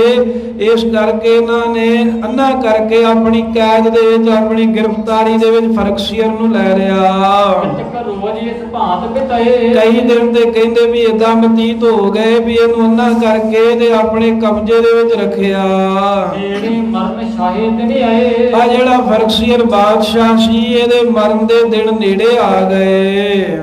ਬੰਦਾ ਬਚਨ ਹੋਣ ਬਿਦ ਸਾਥ। ਕਿਉਂਕਿ ਬਾਬਾ ਬੰਦਾ ਸਿੰਘ ਦਾ ਬਚਨ ਵੀ ਤੇ ਸੱਚਾ ਹੋਣਾ ਸੀ ਨਾ। ਜਿਸ ਢੰਗ ਦੇ ਨਾਲ ਸੂਰਮੇ ਨੇ ਬਚਨ ਕੀਤਾ, ਉਹ ਸੱਚਾ ਹੋਣ ਦੇ ਲਈ ਬਹਾਨਾ ਬਣ ਗਿਆ। ਮਾਈ ਸ਼ਾਹ ਕੈ ਜਹ ਦਿਲ ਬਾਤ। ਉਹ ਬਹਾਨਾ ਇਹ ਬਣਿਆ ਵੀ ਜਿਹੜਾ ਫਰਕਸੀਅਰ ਹੈ ਅੰਨਾ ਦੇ ਨੂੰ ਉਹਨਾਂ ਨੇ ਕਰਤਾ ਤੇ ਆਪਣੇ ਕਬਜ਼ੇ ਵਿੱਚ ਰੱਖਿਆ, ਨਜ਼ਰਬੰਦ ਕਰ ਲਿਆ। ਇੱਥੇ ਬੈਠੇ ਬੈਠੇ ਦੇ ਦਿਲ ਦੇ ਵਿੱਚ ਏਦਾਂ ਖਿਆਲ ਆ ਗਿਆ। ਲਈ ਘੋੜੀ ਥੀ ਲਾਏ ਜੋ ਪ੍ਰੀਤ। ਉਹ ਖਿਆਲ ਆਇਆ ਇੱਕ ਘੋੜੀ ਦੇ ਨੇ ਘੋੜੀ ਖਰੀਦੀ ਸੀ, ਬਹੁਤ ਕੀਮਤੀ ਤੇ ਬੜੀ ਸੋਹਣੀ, ਬੜੀ ਪ੍ਰੀਤ ਦੇ ਨਾਲ ਇਹਦੇ ਬੜੀ ਦਿਲ ਦੀ ਰੀਝ ਸੀ। ਰਾਜਾ ਸੀ ਨਾ, ਤੇ ਉਹਨਾਂ ਸਮਿਆਂ ਦੇ ਵਿੱਚ ਰਾਜਿਆਂ ਦੇ ਇਹੀ ਸ਼ੌਂਕ ਹੁੰਦੇ ਸੀ। ਤੇ ਬਾਦਸ਼ਾਹ ਫਰਕਸੀਅਰ ਦੇ ਮਨ ਦੇ ਵਿੱਚ ਕੈਦ ਵਿੱਚ ਪਏ ਦੇ ਖਿਆਲ ਆ ਗਿਆ ਵੀ ਜਿੱਦਣ ਮੈਨੂੰ ਇਹਨਾਂ ਨੇ ਫੜਿਆ ਏ, ਉਹ ਤੋਂ ਥੋੜੇ ਕੁ ਦਿਨ ਪਹਿਲਾਂ ਮੈਂ ਇੱਕ ਘੋੜੀ ਖਰੀਦ ਕੇ ਲਿਆਂਦੀ ਸੀ। ਉਹ ਚੜ੍ਹਨੀ ਉਸ ਮੱਤੈ ਚੀਤ। ਪਰ ਮੇਰੇ ਚਿੱਤ ਦੇ ਵਿੱਚ ਕਹਿੰਦੇ ਵੀ ਉਹਦੇ ਤੇ ਚੜ੍ਹਨ ਦੀ ਹਾਲਾ ਇੱਛਾ ਰਹਿ ਹੀ ਗਈ ਵੀ ਇਹਨਾਂ ਪਹਿਲਾਂ ਮੈਨੂੰ ਅੰਨਾ ਕਰ ਲਿਆ, ਗ੍ਰਿਫਤਾਰ ਕਰ ਲਿਆ। ਏਦਾਂ ਬਾਦਸ਼ਾਹ ਦੇ ਦਿਲ ਦੇ ਵਿੱਚ ਉਹ ਰੀਝ ਰਹਿ ਗਈ ਵੀ ਮੈਂ ਘੋੜੀ ਦੇ ਸਵਾਰੀ ਕਰਕੇ ਵੇਖੀ ਨਹੀਂ। ਇੰਨਾ ਮੁੱਲ ਵੀ ਤਾਰਿਆ, ਇੰਨੀ ਪ੍ਰੀਤ ਦੇ ਨਾਲ ਉਹ ਘੋੜੀ ਖਰੀਦੀ, ਪਰ ਉਹਦੀ ਸਵਾਰੀ ਕਰਕੇ ਨਹੀਂ ਮੈਂ ਵੇਖੀ ਹਾਲਾਂ। ਇੱਕ ਦਿਨ ਕੀ ਸਵਾਰੀ ਨਾ ਕਰੀ। ਵੀ ਇੱਕ ਦਿਨ ਤਾਂ ਮੈਂ ਉਹਦੇ ਉੱਤੇ ਸਵਾਰੀ ਕਰਕੇ ਵੇਖ ਲੈਂਦਾ, ਵੀ ਇੱਕ ਦਿਨ ਵੀ ਮੈਂ ਉਹਨੂੰ ਚਲਾ ਕੇ ਨਾ ਵੇਖਿਆ, ਉਹਨੂੰ ਦੌੜਾ ਕੇ ਨਾ ਵੇਖਿਆ। ਰਹੀ ਮਨ ਕੀ ਮਨ ਮੈਂ ਪਰੀ। ਏਦਾਂ ਫਰਕਸੀਅਰ ਬਾਦਸ਼ਾਹ ਵਿਚਾਰਦਾ ਹੈ ਵੀ ਮੇਰੇ ਮਨ ਦੀ ਗੱਲ ਤਾਂ ਮੇਰੇ ਮਨ 'ਚ ਹੀ ਰਹਿ ਗਈ ਵੀ ਇੰਨਾ ਪੈਸਾ ਵੀ ਲਾਇਆ, ਇੰਨੀ ਸੋਹਣੀ ਘੋੜੀ ਖਰੀਦੀ, ਪਰ ਉਹਨੂੰ ਚਲਾ ਕੇ ਭਜਾ ਕੇ ਨਹੀਂ ਵੇਖਿਆ। ਲੋਕ ਖੁਸ਼ਾਮ ਦੀਨ ਕਹਿ ਦਿਓ। ਜਦੋਂ ਇਹ ਗੱਲ ਇਹਨੇ ਆਪਣੇ ਨਾਲ ਦਿਆਂ ਨਾਲ ਪ੍ਰਗਟ ਕੀਤੀ ਨਾ, ਖੁਸ਼ਾਮ ਦੀ ਲੋਕ ਹੁੰਦੇ ਹੀ ਹੈ, ਭਾਵੇਂ ਇਹਨੂੰ ਕੈਦ 'ਚ ਹੀ ਰੱਖਿਆ ਹੈ ਵੀ ਇਹਦੀ ਵੀ ਸਲਾਹਕਾਰ, ਇਹਦੇ ਵੀ ਜਾਣਕਾਰ ਬੰਦੇ ਦੇ ਹੈ ਹੀ ਸੀ, ਕਿਉਂਕਿ ਬਾਦਸ਼ਾਹ ਜੋ ਹੈ ਦਿੱਲੀ ਦਾ ਰਿਹਾ। ਤੇ ਉਹ ਜਿਹੜੇ ਖੁਸ਼ਾਮਦੀਨ ਸੀ ਉਹ ਕਹਿਣ ਲੱਗੇ ਵੀ ਫਰਕਸੀਅਰ, ਜੇ ਤੇਰੇ ਦਿਲ ਦੀ ਇੱਛਾ ਹੈ ਨਾ ਵੀ ਮੈਂ ਘੋੜੀ ਤੇ ਚੜ ਕੇ ਦੇ ਕਰਾਂ ਹੂਟਾ ਲੈ ਕੇ ਵੇਖਾਂ, ਤੇ ਕਹਿੰਦੇ ਵੀ ਤੂੰ ਹੁਣ ਤਾਂ ਅੱਖਾਂ ਤੋਂ ਨਾ ਹੋ ਗਿਆ ਹੈ, ਪਰ ਤੇਰੀ ਰੀਝ ਪੂਰੀ ਕਰਨ ਦੇ ਲਈ ਅਸੀਂ ਇਦਾਂ ਕਰ ਸਕਦੇ ਹਾਂ। ਤੇ ਤਖਤ ਸਵਾਰੀ ਕਰ ਲਿਓ। ਵੀ ਜਿੱਥੇ ਆ ਤਖਤ ਹੈ ਨਾ, ਇਹ ਲਾਲ ਕਿਲੇ ਵਾਲਾ ਸਥਾਨ ਹੈ, ਕਹਿੰਦੇ ਇਹਦੇ ਨੇੜੇ ਨੇੜੇ ਸਵਾਰੀ ਕਰਕੇ ਵੇਖ ਲਾ, ਵੀ ਅੱਖਾਂ ਤੋਂ ਤੈਨੂੰ ਦਿਖਦਾ ਨਹੀਂ, ਦੂਰ ਤਾਂ ਹੁਣ ਕਿਤੇ ਤੂੰ ਜਾ ਨਹੀਂ ਸਕਦਾ, ਵੀ ਤੈਨੂੰ ਘੋੜੀ ਦੇ ਉੱਤੇ ਬਹਾ ਕੇ ਤੇ ਇਹਦੇ ਨੇੜੇ ਨੇੜੇ ਘੁਮਾ ਕੇ ਤੇਰੇ ਦਿਲ ਦੀ ਰੀਝ ਪੂਰੀ ਕਰ ਦਿੰਨੇ ਆ, ਤੇਰੀ ਅੰਤਮ ਇੱਛਾ ਪੂਰੀ ਕਰ ਦਿੰਨੇ ਆ। ਅੱਗਿਓਂ ਪਕੜ ਲੈਵਾਂਗੇ ਹੋਰ। ਆ ਤੂੰ ਤਾਂ ਕਹਿੰਦੇ ਵੀ ਚਲਾ ਨਹੀਂ ਸਕੇਗਾ, ਪਰ ਹੋਰ ਇੱਕ ਬੰਦਾ ਅਸੀਂ ਅੱਗੇ ਕਰ ਦਿੰਨੇ ਆ, ਜਿਹੜਾ ਘੋੜੇ ਦੀਆਂ ਲਗਾਮਾਂ ਘੋੜੀ ਦੀਆਂ ਫੜ ਕੇ ਰੱਖੇ, ਤੂੰ ਘੋੜੀ ਦੇ ਸਵਾਰ ਹੋ ਕੇ ਤੇ ਆਪਣੀ ਸਵਾਰੀ ਕਰਨ ਦੀ ਰੀਝ ਪੂਰੀ ਕਰ ਲਾ। ਇਸਕੋ ਤੁਮ ਚੜ ਦੇਖਿਓ ਤੋਰ। ਸੋ ਇਹ ਢੰਗ ਦੇ ਨਾਲ ਸਾਧ ਸੰਗਤ ਵੀ ਇਹਨਾਂ ਖੁਸ਼ਾਮਦੀਆਂ ਨੇ ਇਹ ਫਰਕਸੀਅਰ ਬਾਦਸ਼ਾਹ ਨੂੰ ਇਦਾਂ ਕਹਿਤਾ ਵੀ ਇਸਕੋ ਤੁਮ ਚੜ ਦੇਖਿਓ ਤੋਰ, ਕਿ ਅਸੀਂ ਘੋੜੀ ਸਵਾਰ ਕੇ ਲੈ ਆਉਨੇ ਆ, ਤੂੰ ਉਹਦੇ ਉੱਤੇ ਚੜ ਕੇ ਉਹਨੂੰ ਤੋਰ ਕੇ ਵੇਖ ਲਾ, ਤੇਰੀ ਦਿਲ ਦੀ ਆਖਰੀ ਰੀਝ ਵੀ ਪੂਰੀ ਹੋ ਜਾਵੇ। ਫਰਕਸੀਅਰ ਕਹਿ ਸੋ ਦਿਲ ਆਏ। ਜਿਹੜਾ ਫਰਕਸੀਅਰ ਸੀ ਉਹਦੇ ਦਿਲ 'ਚ ਆਇਆ ਵੀ ਚਲੋ ਇਦਾਂ ਹੀ ਕਰ ਲੈਨੇ ਆ, ਵੀ ਜੇ ਬਾਹਰ ਦੂਰ ਤੇ ਹੁਣ ਮੈਂ ਕਿਤੇ ਖੜਨ ਹੋ ਰਿਹਾ, ਵੀ ਇੱਥੇ ਇੱਥੇ ਚਲਾ ਕੇ ਵੇਖ ਲੈਨੇ ਘੋੜੀ, ਇੱਥੇ ਹੀ ਸਵਾਰੀ ਕਰ ਲੈਨੇ ਆ। ਜੀਨ ਪਾਏ ਸੋ ਲਈ ਮੰਗਾਈ। ਉਸੇ ਵੇਲੇ ਉਹਨਾਂ ਨੇ ਘੋੜੀ ਦੇ ਉੱਤੇ ਕਾਠੀ ਪਾਈ ਤੇ ਕਾਠੀ ਪਾ ਕੇ ਲੈ ਆਏ, ਜਾਂ ਕਹਿ ਲਓ ਵੀ ਬਾਦਸ਼ਾਹ ਦੀ ਰੀਝ ਪੂਰੀ ਕਰਨ ਲੱਗੇ ਆ। ਜਾਂ ਉਹਨਾਂ ਦੀ ਚਲਾਕੀ ਸੀ ਵੀ ਏਦਾਂ ਕਿਸੇ ਢੰਗ ਦੇ ਨਾਲ ਇਹਨੂੰ ਮਾਰ ਮੁਕਾਈਏ ਤੇ ਸਾਡੇ ਸਿਰ ਇਲਜ਼ਾਮ ਨਾ ਆਵੇ। ਘੋੜੀ ਦੇ ਉੱਤੇ ਕਾਠੀ ਪਾ ਕੇ ਸਵਾਰ ਬਣਾ ਕੇ ਤੇ ਉੱਥੇ ਲਿਆ ਕੇ ਬਾਦਸ਼ਾਹ ਦੇ ਕੋਲ ਖਿਲਾਰ ਦਿੱਤੇ। ਤਿਗ ਸ਼ਾਹੇ ਖੂਬ ਖੜਾਏ ਕੈ ਰਕਾਬੈ ਪੈਰ ਅੜਵਾਏ। ਇਸ ਤਰ੍ਹਾਂ ਘੋੜੀ ਲਿਆ ਕੇ ਬੜੀ ਸੋਹਣੀ ਸਵਾਰ ਬਣਾ ਕੇ ਤੇ ਫਰਖਸੀਅਤ ਬਾਦਸ਼ਾਹ ਦੇ ਕੋਲ ਖੜਾ ਦਿੱਤੇ ਤੇ ਇਹਨੂੰ ਕਹਿਣ ਲੱਗੇ ਵੀ ਰੱਖ ਰਕਾਬ ਤੇ ਪੈਰ। ਫੜ ਕੇ ਹੱਥਾਂ ਦੇ ਨਾਲ ਰਕਾਬ ਦੇ ਵਿੱਚ ਇਹਦਾ ਪੈਰ ਅੜਵਾ ਕੇ ਤੇ ਘੋੜੀ ਦੇ ਉੱਤੇ ਸਵਾਰ ਕਰ ਦਿੱਤਾ। ਬੈਠੋ ਆਸਨ ਜਾਏ ਸੋ ਤਉ ਧੀਰੈ ਧੀਰ ਤੁਰਵਾਏ। ਜਦੋਂ ਫਰਖਸੀਅਤ ਬਾਦਸ਼ਾਹ ਘੋੜੀ ਦੀ ਕਾਠੀ ਤੇ ਬਹਿ ਗਿਆ ਤੇ ਸਹਿਜੇ ਘੋੜੀ ਨੂੰ ਕਹਿੰਦੇ ਅੱਗੇ ਨੂੰ ਤੋਰਿਆ। ਗਾਉ ਪਈ ਬੰਦਾ ਆਵਾਜ਼ ਹੋਣ ਬਿਦ ਫੁਰੀ। ਗੱਲ ਕੀ ਆ ਵੀ ਬਾਬਾ ਬੰਦਾ ਸਿੰਘ ਬਹਾਦਰ ਦੀ ਜਿਹੜੀ ਆਵਾਜ਼ ਸੀ, ਜਿਹੜਾ ਉਹਨਾਂ ਦਾ ਵਜਨ ਸੀ ਨਾ, ਉਹ ਪੂਰਾ ਹੋਣ ਦਾ ਕਹਿੰਦੇ ਢੰਗ ਸਾਰਾ ਹੀ ਬਣ ਗਿਆ। ਉਹਨਾਂ ਕਿਹਾ ਸੀ ਜਿਵੇਂ ਤੂੰ ਮਰਨਾ ਚਾਹੁੰਦਾ ਹੋਵੇਂ ਸਾਨੂੰ ਮਾਰ ਦੇ। ਉੱਟ ਘੋੜੀ ਮਹੱਤੇ ਤੁਰੀ। ਜਦੋਂ ਘੋੜੀ ਨੂੰ ਥੋੜਾ ਜਿਹਾ ਕਹਿੰਦੇ ਫੇਰਿਆ ਤੇ ਜਿਹੜਾ ਅੱਗੇ ਘੋੜੀ ਨੂੰ ਫੜ ਕੇ ਤੋਰਿਆ ਸੀ, ਉਹਦੇ ਹੱਥ ਦੇ ਵਿੱਚੋਂ ਛੁੱਟ ਕੇ ਇਦਾਂ ਭੱਜ ਪਏ। ਉੱਪਰੋਂ ਆਨ ਇੱਲ ਇੱਕ ਪਰੀ। ਬਾਲਾ ਕੀ ਬਣਿਆ ਵੀ ਅਚਾਨਕ ਇੱਕ ਇੱਲ ਆਕਾਸ਼ ਤੋਂ ਹੇਠਾਂ ਨੂੰ ਆਏ ਤੇ ਜਦੋਂ ਕੋਈ ਇੱਲ ਕੋਈ ਟੁਕੜਾ ਵੇਖੇ, ਕੋਈ ਖਾਣ ਵਾਲੀ ਚੀਜ਼ ਵੇਖੇ, ਉਹ ਤੇ ਡਿੱਗ ਪੈਂਦੀ ਆ ਨਾ ਉਸੇ ਵੇਲੇ। ਇਸੇ ਤਰ੍ਹਾਂ ਜਿਹੜੀ ਘੋੜੀ ਆ ਇਹਦੇ ਲਾਗੇ ਉਹਨੂੰ ਕੁਝ ਦਿਖਿਆ ਹੋਏਗਾ। ਕਹਿੰਦੇ ਆਕਾਸ਼ ਦੇ ਵਿੱਚੋਂ ਇੱਕਦਮ ਇੱਲ ਆਈ ਇੱਕ। ਖੜਕ ਘੋੜੀ ਬਹੁਤ ਡਰੀ। ਜਦੋਂ ਇੱਲ ਆਈ ਤੇ ਇੱਲ ਦਾ ਖੜਕਾ ਜਿਹਾ ਹੋਇਆ, ਆਵਾਜ਼ ਹੀ ਹੋਰ ਹੀ ਤਰ੍ਹਾਂ ਆਈ। ਤੇ ਜਿਹੜਾ ਘੋੜਾ ਜਾਂ ਘੋੜੀ ਹੈ, ਜਿਹੜੇ ਜਾਨਵਰ ਨੇ, ਜੇ ਕਿਸੇ ਖੜਕੇ ਨਾਲ ਡਰ ਜਾਣ ਤੇ ਫਿਰ ਰੁਕਦੇ ਨਹੀਂ, ਫਿਰ ਬੜਾ ਭੱਜਦੇ ਨੇ ਭਾਵੇਂ ਰੋਕਣ ਦਾ ਯਤਨ ਕਰੀਏ। ਤੇ ਇਸੇ ਤਰ੍ਹਾਂ ਇੱਲ ਦਾ ਖੜਕਾ ਜਿਹਾ ਆਇਆ, ਘੋੜੀ ਦੇ ਕੰਨਾਂ 'ਚ ਪਿਆ ਤੇ ਘੋੜੀ ਤਰਬਕ ਗਈ। ਘੋੜੀ ਡਰ ਗਈ ਜਿਹਦੇ ਉੱਤੇ ਬਾਦਸ਼ਾਹ ਸਵਾਰ ਹੈ। ਘੋੜੀ ਉੱਪਰੋਂ ਸ਼ਾਹੀ ਗਿਰ ਪਰ। ਜਦੋਂ ਘੋੜੀ ਕਹਿੰਦੇ ਡਰੀ ਤੇ ਜਿਹਨੇ ਫੜੀ ਸੀ ਨਾ ਅੱਗਿਓਂ, ਉਹਦੇ ਕੋਲੋਂ ਛੁੱਟ ਕੇ ਭੱਜ ਪਈ। ਜਦੋਂ ਭੱਜੀ ਆ ਤੇ ਭੱਜੀ ਜਾਂਦੀ ਇੱਕਦਮ ਉੱਥੇ ਖਲੋ ਕੇ ਜਿਵੇਂ ਕੱਟ ਜਿਹਾ ਮਾਰਿਆ ਉਹਨੇ ਤੇ ਜਿਹੜਾ ਉੱਤੇ ਬੈਠਾ ਸੀ ਫਰਖਸੀਅਤ, ਉਹ ਘੋੜੀ ਦੀ ਕਾਠੀ ਤੋਂ ਹੇਠਾਂ ਡਿੱਗ ਪਿਆ। ਵਿੱਚ ਰਕਾਬੈ ਪੈਰ ਰਹਿਓ ਅੜਾ। ਪਰ ਇਹਨੇ ਡਰਦੇ ਨੇ ਰਕਾਬਾਂ 'ਚ ਪੈਰ ਬੜੇ ਅੜਾ ਕੇ ਰੱਖੇ ਸਨ। ਜਿਹੜੇ ਸਿਆਣੇ ਘੋੜਸਵਾਰ ਹੈ ਉਹ ਰਕਾਬ ਦੇ ਵਿੱਚ ਆਪਣਾ ਪੈਰ ਨਹੀਂ ਬਹੁਤਾ ਅੜਾਉਂਦੇ ਵੀ ਜੇ ਕਿਤੇ ਡਿੱਗ ਪਏ ਤੇ ਪੈਰ ਵਿੱਚ ਨਾ ਅੜਿਆ ਰਹਿ ਜੇ। ਉਹ ਥੋੜਾ ਜਿਹਾ ਰਕਾਬ ਦਾ ਸਹਾਰਾ ਹੀ ਲੈਂਦੇ ਨੇ। ਪਰ ਬਾਦਸ਼ਾਹ ਫਰਖਸੀਅਤ ਕਿਉਂਕਿ ਅੰਨਾ ਹੋਇਆ ਸੀ, ਇਹਨੇ ਘੋੜੀ ਦੀਆਂ ਰਕਾਬਾਂ ਦੇ ਵਿੱਚ ਪੈਰ ਚੰਗੀ ਤਰ੍ਹਾਂ ਅੜਾਇਆ। ਜਦੋਂ ਘੋੜੀ ਡਰੀ ਭੱਜੀ ਤੇ ਘੋੜੀ ਤੋਂ ਡਿੱਗ ਪਿਆ ਤੇ ਡਿੱਗਦਿਆਂ ਹੋਇਆ ਇਹਦਾ ਪੈਰ ਰਕਾਬ ਦੇ ਵਿੱਚ ਹੀ ਅੜ ਗਿਆ। ਘੋੜੀ ਨੱਠੀ ਅੱਗੇ ਜਾਵੇ। ਘੋੜੀ ਕਹਿੰਦੇ ਅੱਗੇ ਨੂੰ ਡਰਦੀ ਹੋਈ ਦੌੜੀ ਜਾਂਦੀ ਹੈ, ਨੱਠੀ ਜਾਂਦੀ ਹੈ। ਮਗਰੇ ਸ਼ਾਹ ਘਸੀਟ ਪਲਮਾਵੇ। ਤੇ ਇਹਦਾ ਪੈਰ ਹੁਣ ਵਿੱਚ ਅੜਿਆ ਸੀ ਤੇ ਮਗਰੇ ਕਹਿੰਦੇ ਵੀ ਸ਼ਾਹ ਜਿਹੜਾ ਇਹ ਵੀ ਧੁੰਦਾ ਜਾ ਰਿਹਾ ਹੈ, ਸਿਰ ਵੱਜਦਾ ਹੈ ਥੱਲੇ, ਫੇਰ ਬੁੜਕਦਾ ਹੈ, ਫੇਰ ਵੱਜਦਾ ਹੈ। ਐਵੇਂ ਘੋੜੀ ਅੱਗੇ ਭੱਜੀ ਜਾਂਦੀ ਹੈ ਤੇ ਰਕਾਬ ਚੜਿਆ ਪੈਰ ਤੇ ਫਰਖਸੀਅਤ ਬਾਦਸ਼ਾਹ ਘਸੀਟੀ ਜਾ ਰਿਹਾ ਏ। ਦੌੜੇ ਲੋਕ ਚ ਫੇਰਿਓ ਪਰੇ। ਹਰ ਚਾਸ਼ ਫੇਰਿਓ ਲੋਕ ਘੋੜੀ ਨੂੰ ਫੜਨ ਵਾਸਤੇ ਬਥੇਰੇ ਭਜੇ ਵੀ ਇਹਨੂੰ ਆਪਾਂ ਘੇਰਾ ਪਾ ਕੇ ਰੋਕ ਲਈਏ। ਤੇ ਘੋੜੀ ਬਹੁਤੀ ਡਰੇ। ਜਿਵੇਂ ਉਹ ਘੋੜੀ ਨੂੰ ਫੜਨ ਵਾਸਤੇ ਨੇੜੇ ਹੁੰਦੇ ਆ, ਬਹੁਤੇ ਲੋਕਾਂ ਨੂੰ ਵੇਖ ਕੇ ਘੋੜੀ ਓਨੀ ਡਰਦੀ ਆ ਤੇ ਓਨੀ ਹੋਰ ਤੇਜ਼ ਭੱਜਦੀ ਆ। ਘੋੜੀ ਕਹਿ ਮੈਂ ਦਿਉ ਲੱਗ ਰਹੇ ਹੋ। ਅੱਗੇ ਨੇ ਘੋੜੀ ਨੂੰ ਤਾਂ ਏਦਾਂ ਲੱਗ ਗਿਆ, ਫਰਖਸੀਅਤ ਦਾ ਤਾਂ ਪੈਰ ਅੜਿਆ ਸੀ ਤੇ ਉਹਦੇ ਲਮਕਿਆ, ਉਹ ਆਪਣੀ ਜਾਨ ਨੂੰ ਰੋਣ ਡਿਆ। ਪਰ ਘੋੜੀ ਨੂੰ ਇਉਂ ਲੱਗਾ ਵੀ ਮੈਨੂੰ ਜਿਵੇਂ ਕੋਈ ਪ੍ਰੇਤ ਆ ਕੇ ਚਿੰਬੜ ਗਿਆ। ਉਹ ਤੋਂ ਡਰਦੀ ਭੱਜੀ ਜਾਂਦੀ ਐ। ਸ਼ਾਹੇ ਘਸੀਟਤ ਹੀ ਮਰ ਗਇਓ। ਤੇ ਜਿਹੜਾ ਸ਼ਾਹ ਸੀ ਫਰਖਸੀਅਤ, ਏਦਾਂ ਘੋੜੀ ਭੱਜੀ ਗਈ, ਉਹ ਘਸੀਟਦਾ ਗਿਆ, ਸਿਰ ਧਰਤੀ ਦੇ ਵੱਜ ਕੇ ਕਹਿੰਦੇ ਵੀ ਏਦਾਂ ਹੀ ਮਰ ਗਿਆ। ਬੰਦੇ ਵਚਨ ਸਬਿਤ ਬਣੇ ਆਏ। ਇਹ ਵਿਧੀ ਬਣ ਗਈ, ਉਹ ਢੰਗ ਬਣਾਇਆ। ਬਾਬਾ ਬੰਦਾ ਸਿੰਘ ਬਹਾਦਰ ਦਾ ਜਿਹੜਾ ਵਚਨ ਸੀ ਉਹ ਪੂਰਾ ਹੋ ਗਿਆ। ਜਿਵੇਂ ਉਹਨਾਂ ਕਿਹਾ ਸੀ ਵੀ ਜਿੱਦਾਂ ਤੂੰ ਸਾਨੂੰ ਮਾਰੇਗਾ ਮਰੇਗਾ ਤੂੰ ਵੀ ਉਸੇ ਤਰ੍ਹਾਂ। ਦੋਏ ਮੌਤ ਇੱਕ ਸਮ ਪਾਈ। ਕਹਿੰਦੇ ਦੋਵਾਂ ਦੀ ਮੌਤ ਇੱਕ ਤਰ੍ਹਾਂ ਹੋਈ, ਪਰ ਜਿੱਤ ਇਹਦੇ ਵਿੱਚ ਬਾਬਾ ਬੰਦਾ ਸਿੰਘ ਬਹਾਦਰ ਦੀ ਹੋਈ, ਕਿਉਂਕਿ ਜਿੱਤ ਉਹਦੀ ਹੁੰਦੀ ਹੈ ਜਿਹਨੂੰ ਆਪਣੀ ਈਨ ਨਾ ਮਨਵਾਈ ਜਾ ਸਕੇ। ਜਿਵੇਂ ਸਾਹਿਬਜ਼ਾਦਿਆਂ ਨੂੰ ਸ਼ਹੀਦ ਤੇ ਕਰ ਦਿੱਤਾ, ਪਰ ਉਹਨਾਂ ਨੂੰ ਆਪਣੀ ਈਨ ਨਹੀਂ ਵਜੀਦਾ ਮਨਾ ਸਕਿਆ। ਇਸੇ ਤਰ੍ਹਾਂ ਬਾਬਾ ਬੰਦਾ ਸਿੰਘ ਬਹਾਦਰ, ਉਹਦੇ ਨਾਲ ਦੇ ਸਾਥੀ ਤੇ ਹੋਰਾਂ ਨੂੰ ਕਹਿੰਦੇ ਵੀ ਈਨ ਨਹੀਂ ਮਨਾ ਸਕੀ ਸਰਕਾਰ, ਜਿਸ ਕਰਕੇ ਭਾਵੇਂ ਸ਼ਹੀਦ ਕਰ ਦਿੱਤਾ, ਪਰ ਜਿੱਤ ਬਾਬਾ ਬੰਦਾ ਸਿੰਘ ਬਹਾਦਰ ਦੀ ਫਤਿਹ ਕਹਿੰਦੇ ਬਾਬਾ ਜੀ ਦੀ ਹੋ ਗਈ ਹੈ। ਰਤਨ ਸਿੰਘ ਦੀ ਜਿਮ ਕੰਨ ਪਰੀ, ਆ ਕਹਿੰਦੇ ਭਾਈ ਰਤਨ ਸਿੰਘ ਕਹਿੰਦੇ ਮੈਨੂੰ ਜਿੱਦਾਂ ਪਤਾ ਲੱਗਾ ਸੀ ਨਾ ਬਾਬਾ ਜੀ ਦੇ ਬਾਰੇ, ਆ ਉਹਨਾਂ ਬਚਨ ਕੀਤਾ ਹੈ ਤੇ ਜਿਵੇਂ ਪਤਾ ਲੱਗਾ ਵੀ ਫਰਕਸੀਅਰ ਬਾਦਸ਼ਾਹ ਦਾ ਮਰਿਆ 3 ਸਾਲ ਬਾਅਦ ਹੀ ਮਰ ਗਿਆ।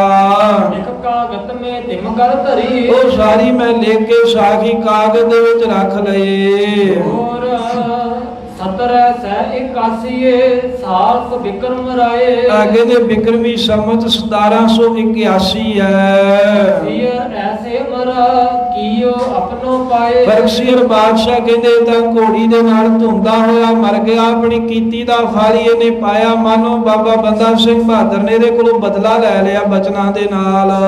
ਮਾਲੀ ਨੇ ਜਬ ਸਭ ਸੁਨਿਓ ਬੰਦੇ ਕੋ ਪ੍ਰਸੰਗ, ਇਹ ਸਾਰੀ ਕਥਾ ਭਾਈ ਰਤਨ ਸਿੰਘ ਜੀ ਭੰਗੋ ਕੈਪਟਨ ਮਰੇ ਨੂੰ ਸੁਣਾ ਰਹੇ ਨੇ ਨਾ ਲੁਧਿਆਣੇ ਦੇ ਵਿੱਚ।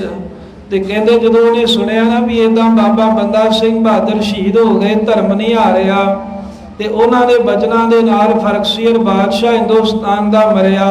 ਕਹਿੰਦੇ ਵੀ ਇਹ ਸੁਣ ਕੇ ਬੰਦਾ ਸਿੰਘ ਬਹਾਦਰ ਦੀ ਸਾਖੀ ਜਿਹੜਾ ਉਸ ਵੇਲੇ ਕੈਪਟਨ ਮਰੇ ਸੀ ਕਹਿਣ ਲੱਗਾ, ਆਕੇ ਔਰ ਗੱਲ ਉਨ ਚਿਤ ਵਧੀ ਉਮੰਗ। ਭਾਈ ਰਤਨ ਸਿੰਘ ਜੀ ਕਹਿੰਦੇ ਵੀ ਜਦੋਂ ਨੇ ਬੰਦਾ ਸਿੰਘ ਬਹਾਦਰ ਜੀ ਦੀਆਂ ਸਾਖੀਆਂ ਸੁਣੀਆਂ, ਉਹਦੇ ਚਿੱਤ ਦੇ ਵਿੱਚ ਨਾ ਹੋਰ ਉਮੰਗ ਪੈਦਾ ਹੋ ਗਈ।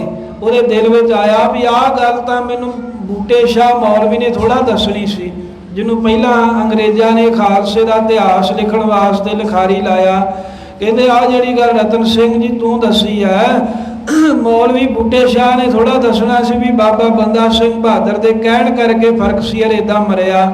ਉਹਦੇ ਦਿਲ ਦੇ ਵਿੱਚ ਹੋਰ ਚਾਅ ਵਧਿਆ, ਉਹਦੇ ਮਨ ਦੇ ਵਿੱਚ ਹੋਰ ਸਿੰਘਾਂ ਦੀ ਕਥਾ ਸੁਣਨ ਦੀ ਗੱਲ, ਉਹਦੇ ਮਨ ਦੇ ਵਿੱਚ ਆਇਆ ਖਿਆਲ ਵੀ ਇਹਨਾਂ ਦੀ ਹੋਰ ਗੱਲ ਸੁਣਾ, ਹੋਰ ਸਾਖੀ ਸੁਣਾ। 1133 ਜੋ ਮੋਇਓ ਫਰਕਸੀਅਰ ਸ਼ਾਹੇ, ਇਹਦੇ 1133 ਹਿਜਰੀ ਸੰਮਤ ਸੀ ਜਦੋਂ ਫਰਕਸੀਅਰ ਬਾਦਸ਼ਾਹ ਮਰਿਆ ਏ। ਕਰਮ ਸਾਲ ਮਿਲਾਏ ਕੈ ਲੀਟੋ ਹਿਸਾਬ ਬਣਾਏ, ਬਿਕਰਮੀ ਸੰਮਤ ਤੇ ਹਿਜਰੀ ਸੰਮਤ ਦੋਵੇਂ ਮਿਲਾ ਕੇ ਤੇ ਹਿਸਾਬ ਕਿਤਾਬ ਲਾ ਲਓ ਵੀ ਬਾਬਾ ਬੰਦਾ ਸਿੰਘ ਬਹਾਦਰ ਤੋਂ ਬਾਅਦ 3 ਸਾਲ ਪਿਛੋਂ ਇਹ ਫਰਕਸੀਅਰ ਬਾਦਸ਼ਾਹ ਦਾ ਮਰ ਗਿਆ ਕੀਤੀ ਦਾ ਫਲ ਪਾ ਕੇ। ਹੋਰ ਮਾਲੀ ਨੇ ਮੋਏ ਪੁੱਛਿਓ ਜੈ ਪੀ ਮੋਏ ਸੁਨਾਏ, ਕੈਪਟਨ ਮਰੇ ਭਾਈ ਰਤਨ ਸਿੰਘ ਨੂੰ ਪੁੱਛਦਾ ਹੈ, ਲੁਧਿਆਣੇ ਦੇ ਵਿੱਚ ਖਲੋਤੇ ਨੇ ਕਚਹਿਰੀ ਦੇ ਵਿੱਚ, ਕਹਿਣ ਲੱਗੇ ਵੀ ਭਾਈ ਰਤਨ ਸਿੰਘ ਇਹ ਤਾਂ ਠੀਕ ਹੈ ਤੂੰ ਬੰਦਾ ਸਿੰਘ ਬਹਾਦਰ ਦੀ ਮੈਨੂੰ ਸਾਖੀ ਸੁਣਾਈ ਹੈ, ਤੂੰ ਹੁਣ ਮੈਨੂੰ ਇਹ ਵੀ ਗੱਲ ਦੱਸ ਖੋਲ ਕੇ ਬੰਦਾ ਕੋ ਮਰਵਾਏ ਕੇ ਰਹਿਓ ਖਾਲਸੋ ਜਾਏ। ਵੀ ਜਦੋਂ ਬੰਦਾ ਸਿੰਘ ਬਹਾਦਰ ਸ਼ਹੀਦ ਹੋ ਗਿਆ ਤੇ ਇਹ ਦੱਸ ਵੀ ਉਹਦੇ ਸ਼ਹੀਦ ਹੋਣ ਤੋਂ ਬਾਅਦ ਜਿਹੜਾ ਖਾਲਸਾ ਏ ਉਹ ਤਦ ਖਾਲਸਾ ਫਿਰ ਕਿੱਥੇ ਜਾ ਕੇ ਰਿਹਾ, ਕਿਹੜੇ ਦੇਸ਼ ਦੇ ਵਿੱਚ ਜਾ ਕੇ ਰਿਹਾ। ਆਓ ਪਈ ਤਉ ਮਾਲੀ ਸੋ ਮੈਂ ਜੋ ਕਹਿਓ, ਭਾਈ ਰਤਨ ਸਿੰਘ ਜੀ ਕਹਿੰਦੇ ਕੈਪਟਨ ਮਰੇ ਨੇ ਜਦੋਂ ਪੁੱਛਿਆ ਨਾ ਵੀ ਸਿੰਘ ਫਿਰ ਕਿੱਥੇ ਚਲੇ ਗਏ, ਬੰਦਾ ਸਿੰਘ ਬਹਾਦਰ ਦੀ ਸ਼ਹੀਦੀ ਤੋਂ ਬਾਅਦ ਫਿਰ ਖਾਲਸਾ ਕਿਹੜੇ ਦੇਸ਼ ਵਾਸੀ ਬਣ ਗਿਆ ਜਾ ਕੇ, ਤੇ ਭਾਈ ਰਤਨ ਸਿੰਘ ਕਹਿੰਦੇ ਮੈਂ ਸੁਣ ਕੇ ਉਹਨੂੰ ਇਦਾਂ ਉੱਤਰ ਦਿੱਤਾ, ਇਸੀ ਦੇਸ਼ ਮੈਂ ਖਾਲਸਾ ਰਹਿਓ। ਕਹਿਆ ਵੀ ਇਹ ਕੈਪਟਨ ਮਰੇ ਖਾਲਸੇ ਨੇ ਕਿੱਥੇ ਜਾਣਾ ਸੀ, ਖਾਲਸਾ ਇਸੇ ਦੇਸ਼ ਦੇ ਵਿੱਚ ਰਿਹਾ। ਜਦੋਂ ਬਾਬਾ ਬੰਦਾ ਸਿੰਘ ਬਹਾਦਰ ਦੀ ਸ਼ਹੀਦੀ ਹੋ ਗਈ ਤੇ ਖਾਲਸਾ ਇਸੇ ਦੇਸ਼ ਦੇ ਵਿੱਚ ਰਿਹਾ, ਕਿਉਂਕਿ ਇਹਨੇ ਪੁੱਛਿਆ ਸੀ ਵੀ ਰਾਜ ਤਾਂ ਤੁਹਾਡਾ ਜਿਹੜਾ ਹੈ ਉਹ ਜਾ ਕੇ ਆਇਆ 18ਵੀਂ ਸਦੀ ਦੇ ਅਖੀਰ ਦੇ ਵਿੱਚ, ਤੇ ਬੰਦਾ ਸਿੰਘ ਬਹਾਦਰ ਜਿਹੜਾ ਹੈ ਉਹ ਹੋ ਗਿਆ 1716 ਦੇ ਵਿੱਚ ਸ਼ਹੀਦ ਆ। ਵੀ ਇਹ ਦੱਸੋ ਵੀ 60-70 ਸਾਲ ਫਿਰ ਸਿੰਘ ਤੁਹਾਡੇ ਕਿੱਥੇ ਰਹੇ। ਤੇ ਭਾਈ ਰਤਨ ਸਿੰਘ ਜੀ ਕਹਿੰਦੇ ਮੈਂ ਕਿਹਾ ਵੀ ਖਾਲਸੇ ਨੇ ਕਿੱਥੇ ਜਾਣਾ ਸੀ, ਖਾਲਸਾ ਇਸ ਦੇਸ਼ ਦੇ ਵਿੱਚ ਹੀ ਰਿਹਾ। ਆਜ ਦੇਸ਼ਨ ਜਿਵੇਂ ਪੰਛੀ ਰਹੇ, ਕਹਿੰਦੇ ਵੀ ਜਿਵੇਂ ਜਿੱਥੇ ਬਾਜ ਰਹਿੰਦੇ ਹੋਣ, ਪੰਛੀਆਂ ਦਾ ਸ਼ਿਕਾਰ ਖੇਡਦੇ ਆ, ਪਰ ਪੰਛੀ ਦੇਸ਼ ਛੱਡ ਕੇ ਵੀ ਨਹੀਂ ਚਲੇ ਜਾਂਦੇ, ਭਾਵੇਂ ਉਹ ਨਿਤ ਸ਼ਹੀਦੀਆਂ ਪਾਉਂਦੇ ਆ, ਨਿਤ ਸ਼ਿਕਾਰ ਹੁੰਦੇ ਨੇ। ਸਿੰਘ ਅਰਨ ਮੈਂ ਜਿਮ ਮਰਗ ਬਹਿ, ਅੱਗੇ ਵੇ ਕਹਿੰਦੇ ਸ਼ੇਰਾਂ ਦੇ ਜੰਗਲ ਦੇ ਵਿੱਚ ਹਿਰਨ ਜਿਹੜੇ ਆ ਉਹ ਭੱਜ ਕੇ ਨਹੀਂ ਜਾਂਦੇ, ਭਾਵੇਂ ਸ਼ੇਰ ਹਿਰਨਾਂ ਨੂੰ ਮਾਰਦਾ ਏ ਪਰ ਹਿਰਨ ਜਿਵੇਂ ਉੱਥੇ ਹੀ ਰਹਿੰਦੇ ਆ। ਇੱਕ ਉਦਾਹਰਨ ਦਾ ਪੱਖ ਲਿਆ ਹੈ, ਕਹਿੰਦੇ ਵੀ ਜਿਵੇਂ ਉਹ ਪੰਛੀ ਬਾਜ ਤੋਂ ਡਰਦੇ ਆ, ਨਹੀਂ ਚਲੇ ਜਾਂਦੇ ਕਿਤੇ, ਜਿਵੇਂ ਸ਼ੇਰ ਤੋਂ ਡਰਦੇ ਆ ਹਿਰਨ ਸਾਰੇ ਜੰਗਲ ਨਹੀਂ ਛੱਡ ਜਾਂਦੇ। ਨਿਤ ਚਾਕਰ ਕਿਸ ਜਗੀਰੀ ਲਾਏ। ਇਸੇ ਤਰ੍ਹਾਂ ਗੁਰੂ ਕੇ ਖਾਲਸੇ ਨੇ ਕਿੱਥੇ ਜਾਣਾ ਸੀ। ਖਾਲਸਾ ਭਾਵੇਂ ਸ਼ਹੀਦੀਆਂ ਪਾਉਂਦਾ ਰਿਹਾ ਪਰ ਫੇਰ ਵੀ ਕਹਿੰਦੇ ਵੀ ਇੱਥੇ ਹੀ ਡਟਿਆ ਰਿਹਾ। ਕਹਿੰਦੇ ਨਹੀਂ ਫੇਰ ਵੀ ਦੱਸੋ ਵੀ ਸਿੰਘ ਕਿੱਥੇ ਕਿੱਥੇ ਰਹੇ। ਕਹਿੰਦੇ ਵੀ ਕੁਝ ਕੁ ਜਿਹੜੇ ਤੁਰਕ ਸਨ ਲਾਹੌਰ ਵਾਲੇ, ਇਹਨਾਂ ਨੇ ਵੇਖਿਆ ਵੀ ਸਿੰਘਾਂ ਨੂੰ ਕੁਝ ਨਾ ਕੁਝ ਆਪਾਂ ਦਈਏ ਤੇ ਆਪਣਾ ਬਚਾਅ ਹੈ। ਇਹਨਾਂ ਨੇ ਕੁਝ ਕੁ ਸਿੱਖ ਜਿਹੜੇ ਸੀ ਉਹਨਾਂ ਨੂੰ ਆਪਣੇ ਨਾਲ ਲਾ ਕੇ ਤੇ ਉਹਨਾਂ ਨੂੰ ਚੰਗੀਆਂ ਨੌਕਰੀਆਂ ਤੇ ਅਹੁਦਿਆਂ ਤੇ ਰੱਖਤਾ, ਅਫਸਰ ਲਾ ਲਏ ਵੀ ਤੁਸੀਂ ਖਾਲਸਾ ਜੀ ਸਾਡੇ ਕੋਲ ਰਹੋ। ਕੁਝ ਸਿੰਘ ਜਿਹੜੇ ਤਗੜੇ ਦਿਖੇ ਵੀ ਇਹ ਬਲੀ ਹਨ, ਵੀ ਇਹ ਸਾਡਾ ਰਾਜ ਖੋਣਗੇ, ਵਿਗਾੜ ਕਰਨਗੇ।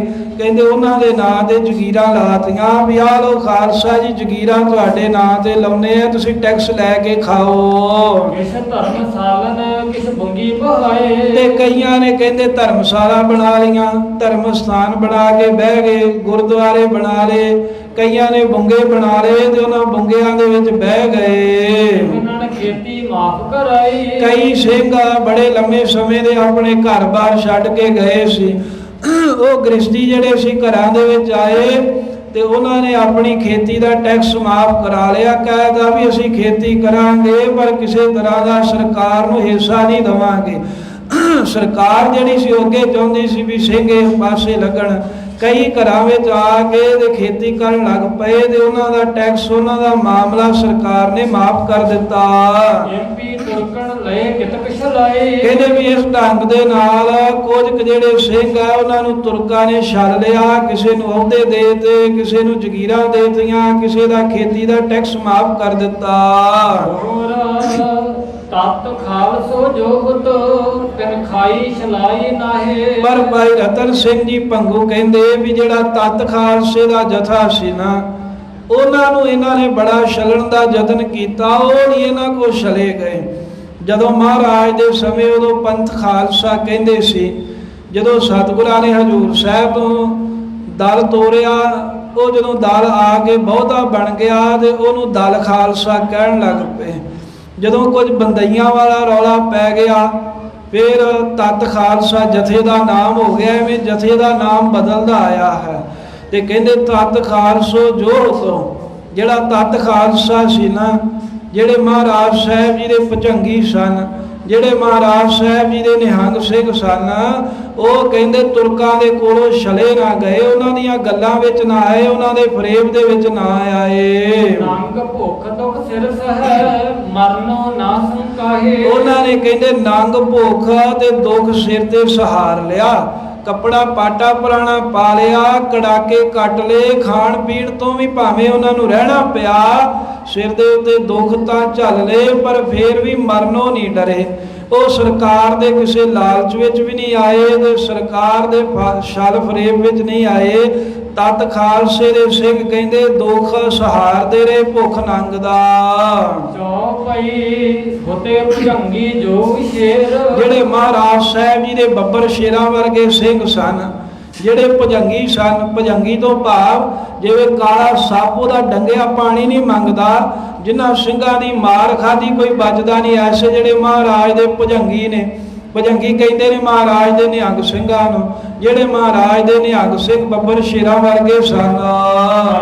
ਤੁਰਕਣ ਤੇ ਵਹਿ ਘੇਰ। ਕਹਿੰਦੇ ਉਹ ਤੁਰਕਾਂ ਦੇ ਘੇਰੇ ਚ ਨਾ ਆਏ, ਤੁਰਕਾਂ ਕੋਲ ਉਹ ਨਹੀਂ ਘੇਰੇ ਗਏ, ਤੁਰਕਾਂ ਦੇ ਕਾਬੂ ਨਹੀਂ ਆਏ, ਤੁਰਕਾਂ ਨੇ ਉਹਨਾਂ ਦੇ ਉੱਤੇ ਆਪਣਾ ਜ਼ੋਰ ਨਹੀਂ ਪਾਇਆ। ਝਾੜਨੇ ਉਹ ਝੁੰਡਨ ਮਾਹੇ। ਭਾਈ ਰਤਨ ਸਿੰਘ ਕੈਪਟਨ ਮਰੇ ਨੂੰ ਦੱਸਦੇ ਨੇ ਵੀ ਐਸੇ ਜਿਹੜੇ ਤਤ ਖਾਲਸੇ ਦੇ ਭੁਜੰਗੀ ਨਿਹੰਗ ਸਿੰਘ ਸੀ, ਕਹਿੰਦੇ ਉਹ ਨਹੀਂ ਤੁਰਕਾਂ ਦੇ ਵੱਸ ਆਏ। ਝਾੜਾਂ ਦੇ ਵਿੱਚ, ਜੰਗਲਾਂ ਦੇ ਵਿੱਚ, ਬੇਲਿਆਂ ਦੇ ਵਿੱਚ ਝੁੰਡ ਬਣਾ ਕੇ ਰਹਿੰਦੇ ਸਮਾਂ ਕੱਟਦੇ ਨੇ। ਲੂਟ ਸਮਾਰਨ ਖਾਏ। ਤੇ ਉਹਨੇ ਪੁੱਛਿਆ ਕੈਪਟਨ ਨੇ ਵੀ ਉਹ ਖਾਂਦੇ ਪੀਂਦੇ ਫਿਰ ਕਿੱਥੋਂ ਸੀ? ਕਹਿੰਦੇ ਖਾਣਾ ਪੀਣਾ ਕਿੱਥੋਂ ਆਇਆ? ਕਹਿੰਦੇ ਜੰਗਲਾਂ 'ਚ ਰਹਿੰਦੇ ਸੀ ਤੇ ਜਿਹੜਾ ਕੋਈ ਉਸ ਇਲਾਕੇ ਜੋ ਤੁਰਕਾਂ ਦਾ ਸਰਕਾਰੀ ਸਮਾਨ ਲੰਘਦਾ, ਤੁਰਕਾਂ ਨੂੰ ਮਾਰ ਕੇ ਕੁੱਟ ਕੇ ਤੇ ਉਹਨਾਂ ਦਾ ਹੀ ਰਾਸ਼ਨ ਲੁੱਟ ਕੇ ਖਾਲਸਾ ਖਾਂਦਾ ਪੀਂਦਾ। ਤੁਰਕਣ ਕੋ ਤੁਰਨ ਨਾ ਦੇ। ਆ ਤੁਰਕਾਂ ਨੂੰ ਕਹਿੰਦੇ ਰਾਹ ਵਿੱਚੋਂ ਲੰਘਣ ਨਹੀਂ ਸੀ ਦਿੰਦੇ। ਜੰਗਲ ਬੇਲਿਆਂ ਥਾਣੀ ਰਾਹ ਲੰਘਦੇ ਹੁੰਦੇ ਸਨ, ਜਾਂ ਪਤਾ ਹੁੰਦਾ ਸੀ ਵੀ ਸਰਕਾਰੀ ਰਸਤਾ ਹੈ, ਵੀ ਇਸ ਰਸਤੇ ਥਾਣੀ ਤੁਰਕਾਂ ਦਾ ਸਮਾਨ ਆਉਣਾ ਹੈ, ਗੱਡੇ ਲੱਦੇ ਆਉਣੇ। ਸਿੰਘਾਂ ਨੂੰ ਖਬਰ ਮਿਲ ਜਾਂਦੀ ਤੇ ਭਾਈ ਰਤਨ ਸਿੰਘ ਜੀ ਕਹਿੰਦੇ ਵੀ ਫਿਰ ਰਾਹ ਦੇ ਵਿੱਚ ਹੀ ਤੁਰਕਾਂ ਦਾ ਕਾਫਲਾ ਘੇਰ ਕੇ ਰਸਤਾਂ ਬਸਤਾਂ ਰਾਸ਼ਨ ਜੋ ਵੀ ਦਾ ਹੁੰਦਾ ਸਾਰਾ ਤੁਰਕਾਂ ਕੋਲੋਂ ਲੁੱਟ ਕੇ ਲੈ ਜਾਂਦੇ, ਉਹਨਾਂ ਨੂੰ ਅੱਗੇ ਨਾ ਜਾਣ ਦਿੰਦੇ। ਰਾਰ ਪਾਰ ਮਤ ਦਰਿਆਏ ਨ ਰਹੇ। ਇਹਨਾਂ ਦਾ ਟਿਕਾਣਾ ਕੀ ਸੀ ਵੀ ਦਰਿਆ ਦੇ ਜਾਂ ਉਰਲੇ ਪਾਸੇ ਜਾਂ ਪਰਲੇ ਪਾਸੇ ਦੇ ਜਾਂ ਵਿਚਕਾਰ, ਕਿਉਂਕਿ ਦੋਵੇਂ ਪਾਸੇ ਦਰਿਆ ਦੇ ਉੱਥੇ ਵੀ ਰੁੱਖ ਆਦਿਕ ਝੱਲਾਂ ਦੇ ਵਿੱਚ ਰਹਿੰਦੇ ਤੇ ਵਿਚਕਾਰ ਜਿੱਥੇ ਬਰੇਤੀ ਜੀ ਹੋਣੀ ਉੱਥੇ ਰਹਿੰਦੇ। ਇਹ ਸਿੰਘਾਂ ਦਾ ਟਿਕਾਣਾ ਸੀ ਦਰਿਆ ਦੇ ਕੰਢਿਆਂ ਦੇ ਤੇ ਜਾਂ ਦਰਿਆ ਦੇ ਵਿਚਕਾਰ ਆਪਣਾ ਸਮਾਂ ਲੰਘਾਉਂਦੇ। ਤਤ ਖਾਲਸੇ ਜੂਸ ਦਵੇ। ਕਹਿੰਦੇ ਜਿਹੜਾ ਤਤ ਖਾਲਸਾ ਕਹਾਉਂਦਾ ਹੈ ਨਾ ਆਪਣੇ ਆਪ ਨੂੰ, ਤਤ ਖਾਲਸਾ ਕੌਣ ਹੈ ਉਹਦੀ ਪਰਿਭਾਸ਼ਾ ਦੱਸਦੇ ਨੇ। ਮਰਨ ਮਾਰਨ ਤੇ ਨਹਿ ਸੰਕਾ। ਜਿਹੜਾ ਨਾ ਮਰਨ ਤੋਂ ਤੇ ਨਾ ਮੈਰੀ ਨੂੰ ਮਾਰਨ ਤੋਂ ਸੰਕੋਚ ਕਰੇ ਉਹ ਤਤ ਖਾਲਸਾ ਹੈ। ਜਿਨ੍ਹਾਂ ਦਾ ਦਿਲ ਚਿੜੀ ਵਾਂਗ ਡਰੀ ਜਾਂਦਾ ਕੰਬੀ ਜਾਂਦਾ ਉਹ ਖਾਲਸੇ ਨਹੀਂ ਕਹਿ ਸਕਦੇ। ਨਾਂ ਦੇ ਅੱਗੇ ਖਾਲਸਾ ਲਿਖਾਉਣ ਨਾਲ ਕੀ ਹੁੰਦਾ ਹੈ?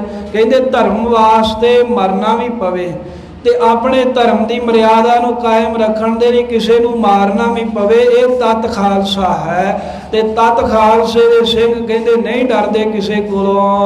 ਹੋਰ ਬੁੱਤੇ ਬੰਦਈ ਜੋ ਬਚ ਰਹੇ ਤੁਰਕਣ ਕੋਣ ਲੋਕ। ਜਿਹੜੇ ਬੰਦਈ ਸਨ ਬਾਬਾ ਬੰਦਾ ਸਿੰਘ ਬਹਾਦਰ ਦੀ ਜਦੋਂ ਸ਼ਹਾਦਤ ਹੋ ਗਈ ਤੇ ਜਿਹੜੇ ਉਹਨਾਂ ਦੇ ਨਾਲ ਰਹਿਣ ਵਾਲੇ ਕੁਝ ਬਚ ਗਏ ਸਨ, ਕਿਲੇ ਦੇ ਘੇਰੇ ਦੇ ਵਿੱਚੋਂ ਬਾਹਰ ਸਨ।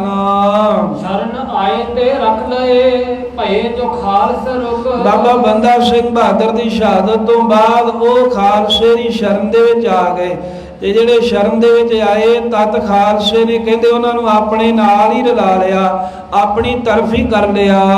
ਆਓ ਭਈ ਪਰ ਬੰਦੀਆਂ ਦਿਲ ਕਪਟੋ ਰਹਿਓ। ਪਰ ਜਿਹੜੇ ਬੰਦਈਆਂ ਆਪਣੇ ਆਪ ਨੂੰ ਬੰਦਈ ਅਖਵਾਉਂਦੇ ਸੀ ਨਾ, ਉਹਨਾਂ ਦੇ ਮਨ ਦੇ ਵਿੱਚ ਕਹਿੰਦੇ ਕਪਟੀ ਰਿਹਾ, ਇਹ ਤਾਂ ਸ਼ਾਲੀ ਰਿਹਾ ਸਿੰਘਾਂ ਦੇ ਬਾਬਤ। ਚਾਹੇ ਪੰਥ ਵੋ ਜੁਦੋ ਰਖਿਓ। ਉਹ ਦਿਲੋਂ ਚਾਹੁੰਦੇ ਆ ਵੀ ਅਸੀਂ ਇਹਨਾਂ ਨਾਲੋਂ ਆਪਣਾ ਵੱਖਰਾ ਪੰਥ ਬਣਾ ਕੇ ਰੱਖੀਏ।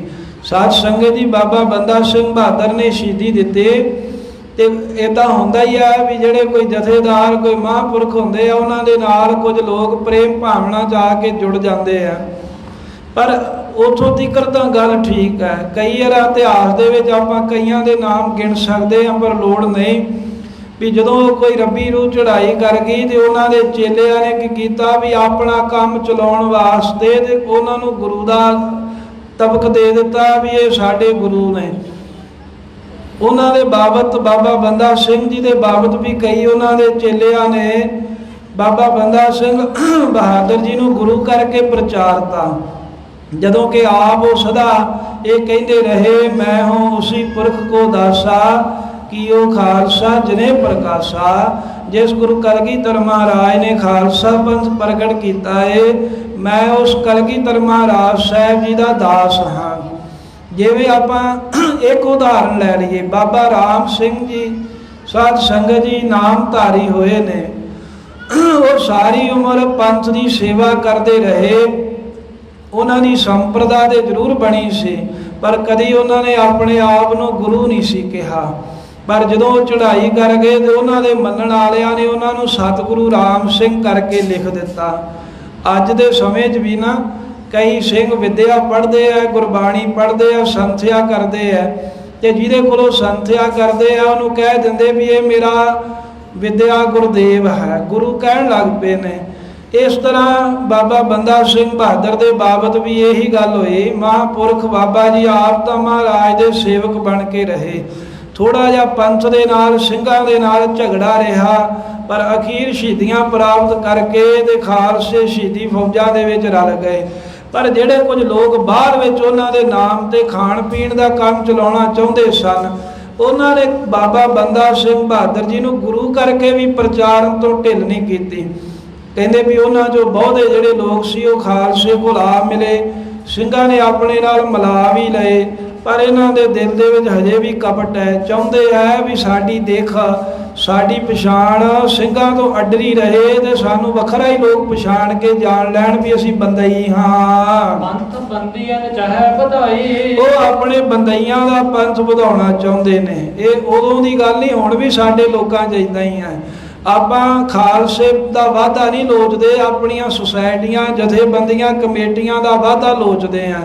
ਹਰ ਕੋਈ ਕਹਿੰਦਾ ਹੈ ਵੀ ਮੇਰੇ ਜਥੇਬੰਦੀ ਜਿਹਦੇ ਨਾਲ ਮੈਂ ਸੰਬੰਧ ਰੱਖਦਾ ਨਾ ਉਹ ਵੱਡੀ ਹੋ ਜਾਵੇ, ਜਿਹੜੇ ਦਲ ਨਾਲ ਮੈਂ ਸੰਬੰਧ ਰੱਖਦਾ ਉਹ ਵੱਡਾ ਹੋ ਜਾਵੇ, ਜਿਹੜੀ ਮੇਰੀ ਸਭਾ ਸੁਸਾਇਟੀ ਉਹ ਵੱਡੀ ਹੋ ਜਾਵੇ, ਜਿਹੜੀ ਕਮੇਟੀ 'ਚ ਮੈਂ ਕੰਮ ਕਰਦਾ ਉਹ ਕਮੇਟੀ ਵੱਡੀ ਹੋ ਜਾਵੇ। ਇਹ ਨਹੀਂ ਕਹਿੰਦੇ ਵੀ ਗੁਰੂ ਮਹਾਰਾਜ ਦਾ ਸਾਰਾ ਪੰਥ ਹੀ ਵੱਡਾ ਹੋ ਜਾਵੇ। ਇਹ ਸੋਚ ਸਾਡੀ ਅੱਜ ਵੀ ਨਹੀਂ ਹੈ। ਜੇ ਆਪਾਂ ਆਖੀਏ ਨਾ ਵੀ ਉਦੋਂ ਬੰਦਈਆਂ ਨੇ ਇਦਾਂ ਕਿਉਂ ਕੀਤਾ, ਇਹ ਹੁਣ ਵੀ ਤੇ ਅਸੀਂ ਇਹੀ ਕੁਝ ਕਰਦੇ ਆ ਨਾ। ਸਾਰੇ ਆਪੋ ਆਪਣਾ ਹੀ ਘਰ ਭਰਨ ਵੱਲ ਲੱਗੇ ਨੇ ਤੇ ਇਦਾਂ ਬੰਦਈਆਂ ਨੇ ਕੀਤਾ। ਚਾਹੁੰਦੇ ਆ ਵੀ ਸਾਡਾ ਪੰਥ ਜਿਹੜਾ ਹੈ ਉਹ ਤਤ ਖਾਲਸੇ ਨਾਲੋਂ ਵੱਡਾ ਬਣ ਜਾਵੇ। ਸਿੰਘਨ ਸੋਹਰੇ ਵੈਰ ਕਮਾਈ ਆ ਉਦਾਂ ਸਿੰਘਾਂ ਦੇ ਨਾਲ ਆ ਕੇ ਮਿਲ ਗਏ ਐ, ਇੱਕ ਹੋ ਗਏ ਆ ਵੀ ਅਸੀਂ ਤੁਹਾਡੇ ਨਾਲ ਰਵਾਂਗੇ, ਪਰ ਅੰਦਰੋਂ ਸਿੰਘਾਂ ਦੇ ਨਾਲ ਖੋੜ ਰੱਖਦੇ ਐ ਤੇ ਸਿੰਘਾਂ ਦੇ ਨਾਲ ਵੈਰ ਕਮਾਉਂਦੇ ਹਨ। ਬੰਦੀਆਂ ਔਰ ਭਜੰਗੀਆਂ ਵੱਡੋ ਭਇਓ ਜਿਮ ਜੰਗ। ਇਸ ਕਰਕੇ ਭਾਈ ਰਤਨ ਸਿੰਘ ਜੀ ਕਹਿੰਦੇ ਵੀ ਬੰਦਈਆਂ ਦਾ ਤੇ ਭਜੰਗੀ ਨਿਹੰਗ ਸਿੰਘ ਤਤ ਖਾਲਸੇ ਦਾ ਜਿਵੇਂ ਕਹਿੰਦੇ ਆਪਸ ਵਿੱਚ ਜੰਗ ਹੋਇਆ, ਭਾਵ ਜਿਵੇਂ ਅੰਮ੍ਰਿਤਸਰ ਸਾਹਿਬ ਦੇ ਵਿੱਚ ਦੋਵਾਂ ਦੇ ਜਥਿਆਂ ਦੇ ਵਿੱਚ ਆਪਸੀ ਲੜਾਈ ਹੋਈ, ਉਹ ਕਹਿੰਦੇ ਮੈਂ ਸਾਰੀ ਗੱਲ ਦੱਸਦਾ ਹਾਂ। ਮਾਰੇ ਕੂਟੇ ਬਹੁਤ ਲੁੱਟੇ ਸੋ ਅਗ ਸੁਨੋ ਪ੍ਰਸੰਗ। ਕਹਿੰਦੇ ਤਤ ਖਾਲਸੇ ਨੇ ਨਾ ਬੜਾ ਯਤਨ ਕੀਤਾ, ਬੰਦਈਆਂ ਦੇ ਹੱਥ ਜੋੜਨ ਤੀਕਰ ਵੀ ਗਏ ਵੀ ਆਪਾਂ ਲੜਨਾ ਕਾਹਤੋਂ ਹੈ, ਵੀ ਆਪਣੀ ਲੜਾਈ ਦਾ ਫਾਇਦਾ ਸਰਕਾਰ ਚੁੱਕੇਗੀ, ਪਰ ਕਹਿੰਦੇ ਵੀ ਉਹ ਨਹੀਂ ਟਲੇ, ਉਹ ਹੰਕਾਰ ਵਿੱਚ ਵਧਦੇ ਗਏ। ਤੇ ਜਦੋਂ ਹੰਕਾਰ ਵਾਧਾ ਵੇਖਿਆ ਫਿਰ ਸਿੰਘਾਂ ਨੇ ਫੜ ਕੇ ਅੰਮ੍ਰਿਤਸਰ ਸਾਹਿਬ ਵੀ ਕਹਿੰਦੇ ਚੰਗੀ ਤਰ੍ਹਾਂ ਇਹਨਾਂ ਨੂੰ ਮਾਰਿਆ ਕੁੱਟਿਆ, ਤੇ ਜੋ ਕੁਝ ਹੈਗਾ ਸੀ ਉਹ ਸਾਰਾ ਤਤ ਖਾਲਸੇ ਨੇ ਲੁੱਟ ਲਿਆ। ਉਹ ਕਹਿੰਦੇ ਪ੍ਰਸੰਗ ਸੁਣੋ। ਭਈ ਕਾਨ ਸਿੰਘ ਕਈ ਬੰਦਿਆਂ ਜੁਦਾਈ। ਇਹ ਬਾਬਾ ਕਾਹਨ ਸਿੰਘ ਜੀ ਜੋ ਬਾਬਾ ਬਨੋਦ ਸਿੰਘ ਜੀ ਦੇ ਪੁੱਤਰ ਸਨ ਤੇ ਗੁਰੂ ਅੰਗਦ ਦੇਵ ਮਹਾਰਾਜ ਸਾਹਿਬ ਦੀ 10ਵੀਂ ਪੀੜ੍ਹੀ ਸੀ ਬਾਬਾ ਕਾਹਨ ਸਿੰਘ। ਇਹ ਪਹਿਲਾਂ ਬਾਬਾ ਬੰਦਾ ਸਿੰਘ ਬਹਾਦਰ ਦੇ ਨਾਲ ਹੀ ਰਹੇ, ਪਰ ਬਾਅਦ ਦੇ ਵਿੱਚ ਕਹਿੰਦੇ ਵੀ ਉਹਨਾਂ ਨਾਲੋਂ 500 ਸਿੰਘਾਂ ਦਾ ਜਥਾ ਲੈ ਕੇ ਇਹ ਵੱਖਰੇ ਹੋ ਗਏ ਸਨ।